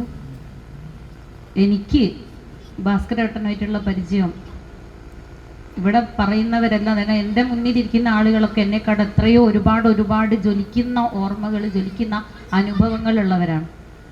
എനിക്ക് ഭാസ്കരേട്ടൻ എന്ന് പറഞ്ഞാൽ കുറേ നനുത്ത ഓർമ്മകളാണ്, അനുഭവങ്ങളാണ്. എല്ലാവരും പറഞ്ഞ പോലെ എൻ്റെ വീടിൻ്റെ തൊട്ട് മുന്നോട്ട് നോക്കിയാൽ ഞാൻ ഉറങ്ങാത്ത ഏതെങ്കിലും സമയത്തൊക്കെ ഇരിക്കുമ്പോൾ 12:30 1 മണിക്കൊക്കെ ഈ വെളിച്ചം കൊണ്ടാണ് എനിക്ക് ധൈര്യം കിട്ടാറ്. ഇവിടെ നോക്കുന്ന ഏത് സമയത്ത് വിളക്കൊക്കെ ചിലപ്പോൾ ഒരു മണ്ണെണ്ണ വിളക്കായിരിക്കും, അതിൽ ഇങ്ങനെ നോക്കിയിട്ട് ഇങ്ങോട്ട് നോക്കിയാൽ കൃത്യമായിട്ട് കാണാം ഭാസ്കരേട്ടൻ എഴുതുന്നതും വായിക്കുന്നതും. ഇതുവഴി പോകുന്ന സമയത്തൊക്കെ ഒന്ന് കയറി ഭാസ്കരേട്ടനോട് ലോക്യം പറയാനുള്ള എന്തോ ഒരു വല്ലാത്തൊരു എന്തോ ഒരു ഇഷ്ടമായിരുന്നു. അതേപോലെ തന്നെയാണ് ഭാസ്കരേട്ടൻ അങ്ങോട്ട് കടയിലേക്ക് പോകുന്ന സമയത്ത് ഒന്ന് കോലാലുണ്ടെങ്കിൽ, ഞാനൊക്കെ കോലാലുണ്ടെങ്കിൽ അവിടെ കയറി ഇരുന്ന് കുറച്ച് നേരം സംസാരിച്ച് അങ്ങോട്ട് പോകുന്ന സമയത്ത് 1.5 മണിക്കൂർ സംസാരിക്കും, ചിലപ്പോൾ ഇങ്ങോട്ട് വരുന്ന സമയത്തും കയറി ഇരുന്ന് സംസാരിക്കും. എന്തോ ഒരു സ്നേഹമാണ് ഭാസ്കരേട്ടൻ എന്ന് പറഞ്ഞാൽ. മാത്രമല്ല ഇപ്പോൾ ഗഫൂർ മാഷ് പറഞ്ഞ പോലെ എനിക്ക് 2 ഇടങ്ങളിലാണ് ഭാസ്കരേട്ടനുമായിട്ട് ശരിക്കും അടുത്ത് ഇടപഴകാനും അതുപോലെ തന്നെ പ്രവർത്തിക്കാനുള്ള ഒരു അവസരം ഉണ്ടായിട്ടുള്ളത്. പ്രസ്ഥാനത്തിലൊന്നും അങ്ങനെ സജീവമായിട്ടൊന്നും പ്രവർത്തിച്ചിട്ടൊന്നും എനിക്ക് ഭാസ്കരേട്ടൻ്റെ കൂടെ പരിചയമില്ല. പക്ഷേ കൂട്ടിൻ്റെ പ്രവർത്തനങ്ങളിലും അതേപോലെ തന്നെ കൈരളി ഗ്രന്ഥശാലയുടെ പ്രവർത്തനങ്ങളിലും ഭാസ്കരേട്ടൻ്റെ കൂടെ എപ്പോൾ ഉണ്ടാവാറുണ്ടായിരുന്നു. അല്ലെങ്കിൽ ഭാസ്കരേട്ടൻ ആയിരുന്നു. കാരണം നമുക്കറിയാം, അപ്പം ഗഫൂർ മാഷ് പറഞ്ഞു ആ കൈരളി ഗ്രന്ഥശാലൻ്റെ പടവുകൾ കയറി വരാൻ ഭാസ്കരേട്ടൻ ഒരുപാട് ബുദ്ധിമുട്ടാണ്. എന്നാലും അവിടം വരെ വന്ന് എങ്ങനെയെങ്കിലും ആ യോഗത്ത് പങ്കെടുത്തിട്ടില്ലെങ്കിൽ ഭാസ്കരേട്ടൻ എന്തൊക്കെയോ ഒന്നും അല്ലാത്തതുപോലെയാണ്. അവിടെ വന്നിട്ട് ശശിവൻ പറയും എന്തിനാ ഞങ്ങൾ അച്ഛൻ ഇങ്ങനെ ബുദ്ധിമുട്ടി വരുന്നതെന്ന്. എന്നാലും ആ മിനുട്ട്സ് കാണുക, അതിൽ എഴുതുക. ചിലപ്പോൾ ഒക്കെ നമ്മൾ മീറ്റ് ചെയ്യുന്ന എനിക്ക് വനിതാ വേദിൻ്റെ ഒക്കെ പ്രവർത്തനങ്ങൾ മിനുട്ട്സ് ചെയ്യുന്ന സമയത്ത് എന്തെങ്കിലും സമയക്കുറവുണ്ടെങ്കിൽ ഭാസ്കരേട്ടൻ തന്നെ അത് ചെയ്തു തരും. ശരിക്കും ഒരു മകളെ കാണുന്നത് പോലെ എനിക്ക് എൻ്റെ അച്ഛനോടൊക്കെ പെരുമാറുന്ന ഒരു സ്നേഹവും കൗതുകവും ഒക്കെ ആയിരുന്നു ഭാസ്കരേട്ടൻ. അതേപോലെ തന്നെയാണ് കൂട്ടിൻ്റെ പ്രവർത്തനങ്ങളിലും. ഒരു മീറ്റിങ്ങിനും വരാതിരിക്കൂല. അങ്ങനെ നടക്കാൻ പറ്റാത്ത സമയത്ത് ഇങ്ങനെ നടന്ന് വരും. ആരെങ്കിലും വഴിയിൽ ബൈക്കിൽ കയറുന്നുണ്ടെങ്കിൽ ഭാസ്കരേട്ടൻ വഴി കൂടി ബൈക്കിൽ വരുന്നുണ്ടെങ്കിൽ അവരെ കൂടെ വരും. ഇല്ലെങ്കിൽ ഇവിടുന്ന് വിളിക്കും എന്നാ എനിക്ക് യോഗത്തിൽ എന്തായാലും പങ്കെടുക്കണം, എങ്ങനെയെങ്കിലും ഒന്ന് എന്നെ കൂട്ടിക്കൊണ്ടുപോകണം എന്ന് പറയും. എനിക്ക് തോന്നുന്നു ഈ ജനകീയ കൺവെൻഷൻ, നമ്മൾ അടിപ്പാതേൻ്റെ ജനകീയ കൺവെൻഷൻ ഉള്ള സമയത്ത് പോലും ഭാസ്കരേട്ടൻ നടന്ന് അവിടെ എത്താൻ ശ്രമിച്ചിട്ടുണ്ട്. ആ മീറ്റിങ്ങിലൊക്കെ പങ്കെടുക്കുന്ന സമയത്ത് നമ്മൾ സെക്രട്ടറി ആയാലും പ്രസിഡന്റ് ആയാലും ഒക്കെ ചിലപ്പോൾ ഓർത്തെടുക്കാനോ അല്ലെങ്കിൽ എവിടെയെങ്കിലും ഒരു തുണ്ട് കടലാസിൽ മിനുട്ട്സ് ചെയ്യാനോ ശ്രമിക്കുന്ന സമയത്ത് കൃത്യമായിട്ട് എഴുതി അവിടുന്ന് നമ്മൾ ആരായാലും എത്ര ചെറിയവരായാലും വലിയവരായാലും പറയുന്ന കാര്യങ്ങളെല്ലാം കൃത്യമായിട്ട് ഭാസ്കരേട്ടൻ അടയാളപ്പെടുത്തുകയും അത് ചർച്ച എഴുതി കൊണ്ടുവരികയും ചെയ്യും. അതേപോലെ എഴുതുന്ന കാര്യങ്ങൾ എല്ലാം അടുത്ത യോഗത്തിൽ അങ്ങനെ വളരെ സ്നേഹത്തിൻ്റെ ഭാഷയിൽ ഓർമ്മപ്പെടുത്തൽ വിമർശിക്കുകയും ചെയ്യും. ഒരുപാട് കഴിവുള്ള, ഒരുപാട് എന്താ പറയുക, എന്തൊക്കെയായിരുന്നു ഭാസ്കരേട്ടൻ. നമ്മൾ ഈ ഭാസ്കരേട്ടൻ്റെ വിടവാങ്ങൽ ഇങ്ങനെ ഒരു അർത്ഥമുള്ള ഒരു ചടങ്ങാക്കി മാറ്റിയതിൽ ആദ്യമായിട്ട് നന്ദിയും കടപ്പാടും പറയേണ്ടത് വീട്ടുകാരോടാണ്. കാരണം നമ്മൾ നേരത്തെ പറഞ്ഞു മൃതദേഹം ഇന്നൊക്കെ ചെയ്യണം എന്നൊക്കെ പറഞ്ഞു വെച്ചാലും അതിനനുവദിക്കാത്ത കുടുംബാംഗങ്ങളെയാണ് നമ്മൾ കാണാറുള്ളത്.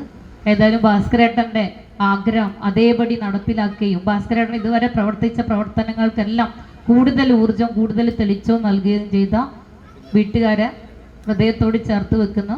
അതുപോലെ തന്നെ ഭാസ്കരേട്ടൻ്റെ ഈ വിടവാങ്ങലിൽ കൂട്ടിൻ്റെ പേരിലും അതേപോലെ തന്നെ ഗ്രന്ഥശാലയുടെ പേരിലെല്ലാം അനുശോചനം അറിയിക്കുകയാണ്.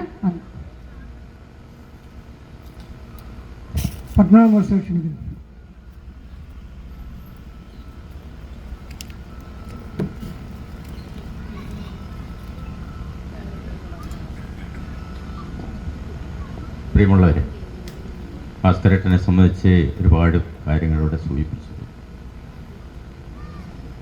താൻ ജീവിച്ചിരിക്കുന്ന കാലത്തും അതിനുശേഷവും നാടിനു വേണ്ടി സമർപ്പിക്കപ്പെട്ട ഒരു മഹത് വ്യക്തിത്വത്തെ അനുസ്മരിച്ചുകൊണ്ടാണ് ഇവിടെ എല്ലാവരും സംസാരിച്ചിട്ടുള്ളത്. അദ്ദേഹം ഈ നാടിലെ പുരോഗമന പ്രസ്ഥാനത്തിന് വിശേഷിച്ച് CPM-ൻ്റെ അമരക്കാരനായിരുന്നു എന്നുള്ള കാര്യം ഇവിടെ സൂചിപ്പിച്ചു. ഒരു കാലത്ത് വാഹന സൗകര്യങ്ങളൊന്നുമില്ലാത്ത കാലത്ത്, ഫോൺ സൗകര്യമില്ലാത്ത കാലത്ത് കാൽനടയായി പോയി കത്തുകൾ കൊടുത്ത് വിവരങ്ങൾ കൈമാറി രാഷ്ട്രീയ പ്രവർത്തനം നടത്തിയ ഒരു വ്യക്തിയായിരുന്നു PK ഭാസ്കരൻ. കൂടുതലൊന്നും ആ കാര്യത്തെ സംസാരിക്കുന്നില്ല. ഏറെക്കാലം അദ്ദേഹത്തോടൊപ്പം അദ്ദേഹത്തിന് ലോക്കൽ കമ്മിറ്റി സെക്രട്ടറി ആയപ്പോൾ ലോക്കൽ കമ്മിറ്റിയിൽ പ്രവർത്തിക്കാനുള്ള ഒരു സാഹചര്യം എനിക്കുണ്ടായിട്ടുണ്ട്. ഞാൻ അദ്ദേഹത്തിൻ്റെ കൂടെ വീടുകളിൽ ഒക്കെ നടന്നു പോയിട്ടാണ് കാര്യങ്ങൾ ചെയ്തിട്ടുള്ളത്. ഒരു വലിയ വിപ്ലവകാരി, പ്രക്ഷോഭകാരി, നമ്മൾ അകലാപ്പുഴ സമരത്തിന്, മിച്ചഭൂമി സമരത്തിനൊക്കെ നേതൃത്വം വഹിച്ച ഒരു വ്യക്തിത്വമായിരുന്നു ശ്രീ ഭാസ്കരേട്ടൻ്റെ. ഞാൻ ആ കാര്യത്തെ സംബന്ധിച്ചൊന്നും കൂടുതൽ കടക്കുന്നില്ല.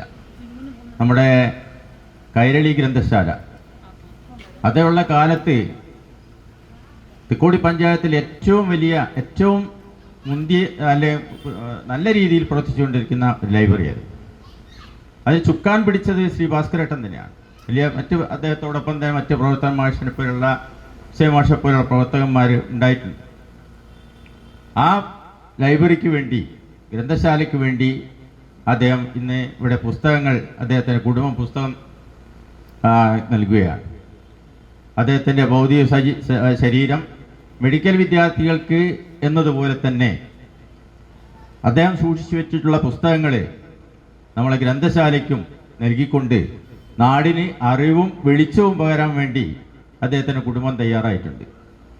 അതിനവരെ നമ്മളെ ഭാസ്കരേട്ടൻ എഴുതി വെച്ചിട്ടാണെങ്കിൽ പോലും അഭിനന്ദിക്കുകയാണ്. നേരത്തെ ഇവിടെ സൂചിപ്പിച്ചു, തൻ്റെ ജീവിതകാലത്ത് എന്തെങ്കിലും എഴുതി വെച്ചിട്ടുണ്ടെങ്കിൽ അതൊക്കെ നടപ്പിലാക്കുന്ന ഒരു സ്വഭാവം ഈ കാലഘട്ടത്തിൽ ഇല്ല. അത് അക്ഷരം പ്രതി അദ്ദേഹം വളർത്തിയെടുത്തുള്ള പ്രസ്ഥാനത്തിൽ കൂടെ വളർത്തിയിട്ടുള്ള അദ്ദേഹത്തിൻ്റെ കുടുംബം നിർവഹിച്ചു എന്നുള്ളതിൽ വളരെ അഭിമാനമുണ്ട്. ഈ ഗ്രന്ഥശാല, നമ്മളെ കൈരളി ഗ്രന്ഥശാല സംബന്ധിച്ചൊരൊറ്റ വാക്കുകൂടി ഒരു വിമർശനം എന്ന് നിങ്ങൾ ഒരിക്കലും വിചാരിക്കരുത്. എന്നാൽ പോലും അദ്ദേഹം പടുത്തുയർത്തിയ ആ ഗ്രന്ഥശാല ഇന്ന് അല്പം പിന്നോട്ട് പോയിട്ടുണ്ടോ എന്നുള്ളൊരു സംശയമുണ്ട്. അത് പരിഹരിക്കുവാൻ അതിൻ്റെ പ്രവർത്തകന്മാരും ഈ നാട്ടിലെ മുഴുവൻ ആളുകളും തയ്യാറാവണം. അതായിരിക്കും അദ്ദേഹത്തോട് ചെയ്യുന്ന കൊടുക്കാനുള്ള ഏറ്റവും വലിയ ആദരവ് എന്നുകൂടി സൂചിപ്പിച്ചുകൊണ്ട് അദ്ദേഹത്തിൻ്റെ സ്മരണയ്ക്ക് മുമ്പിൽ ഒരു പിടി രക്തപുഷ്പങ്ങൾ അർപ്പിച്ചുകൊണ്ട് ഈ ചടങ്ങിന് അഭിവാദ്യം അർപ്പിച്ചുകൊണ്ടും എൻ്റെ വാക്കുകൾ ഉപസംഹരിക്കുന്നു. ഒരിക്കൽ കൂടി അഭിവാദ്യം നേടുന്നു. നന്ദി പ്രകാശിപ്പിക്കാനായി ആർ വിശ്വനെ ക്ഷണിക്കുന്നു.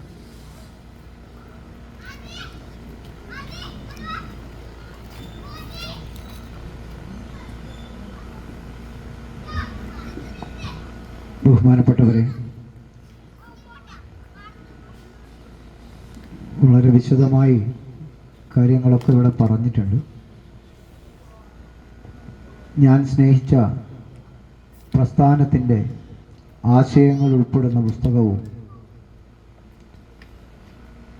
ഞാൻ സ്നേഹിച്ച് പ്രവർത്തിച്ച പ്രസ്ഥാനത്തിനെ വളർത്തിയെടുക്കുന്നതിൽ വലിയ പങ്കുവഹിച്ച ഭൗതിക ശരീരവും തൻ്റെ ആഗ്രഹത്തിനനുസരിച്ച് കുടുംബങ്ങൾ അത് ഏറ്റെടുക്കുകയും ആ ദിശയിലേക്ക് തന്നെ ഭാസ്കരേട്ടൻ്റെ മനസ്സറിഞ്ഞ് നിന്നിട്ടുള്ള കുടുംബങ്ങളെയും ആ കുടുംബങ്ങൾ സംഘടിപ്പിച്ചിട്ടുള്ള ഈ സാംസ്കാരിക കൂട്ടായ്മയിൽ പങ്കെടുത്തിട്ടുള്ള മുഴുവൻ ആളുകളെയും അവരോടൊപ്പം ആ ഭാസ്കരേട്ടൻ്റെ സ്നേഹം പങ്കിട്ട എൻ്റെയും പ്രത്യേക നന്ദി ഒറ്റ വാക്കിൽ പറഞ്ഞുകൊണ്ട് ഈ പരിപാടി അവസാനിപ്പിച്ച് തയ്യാറായി.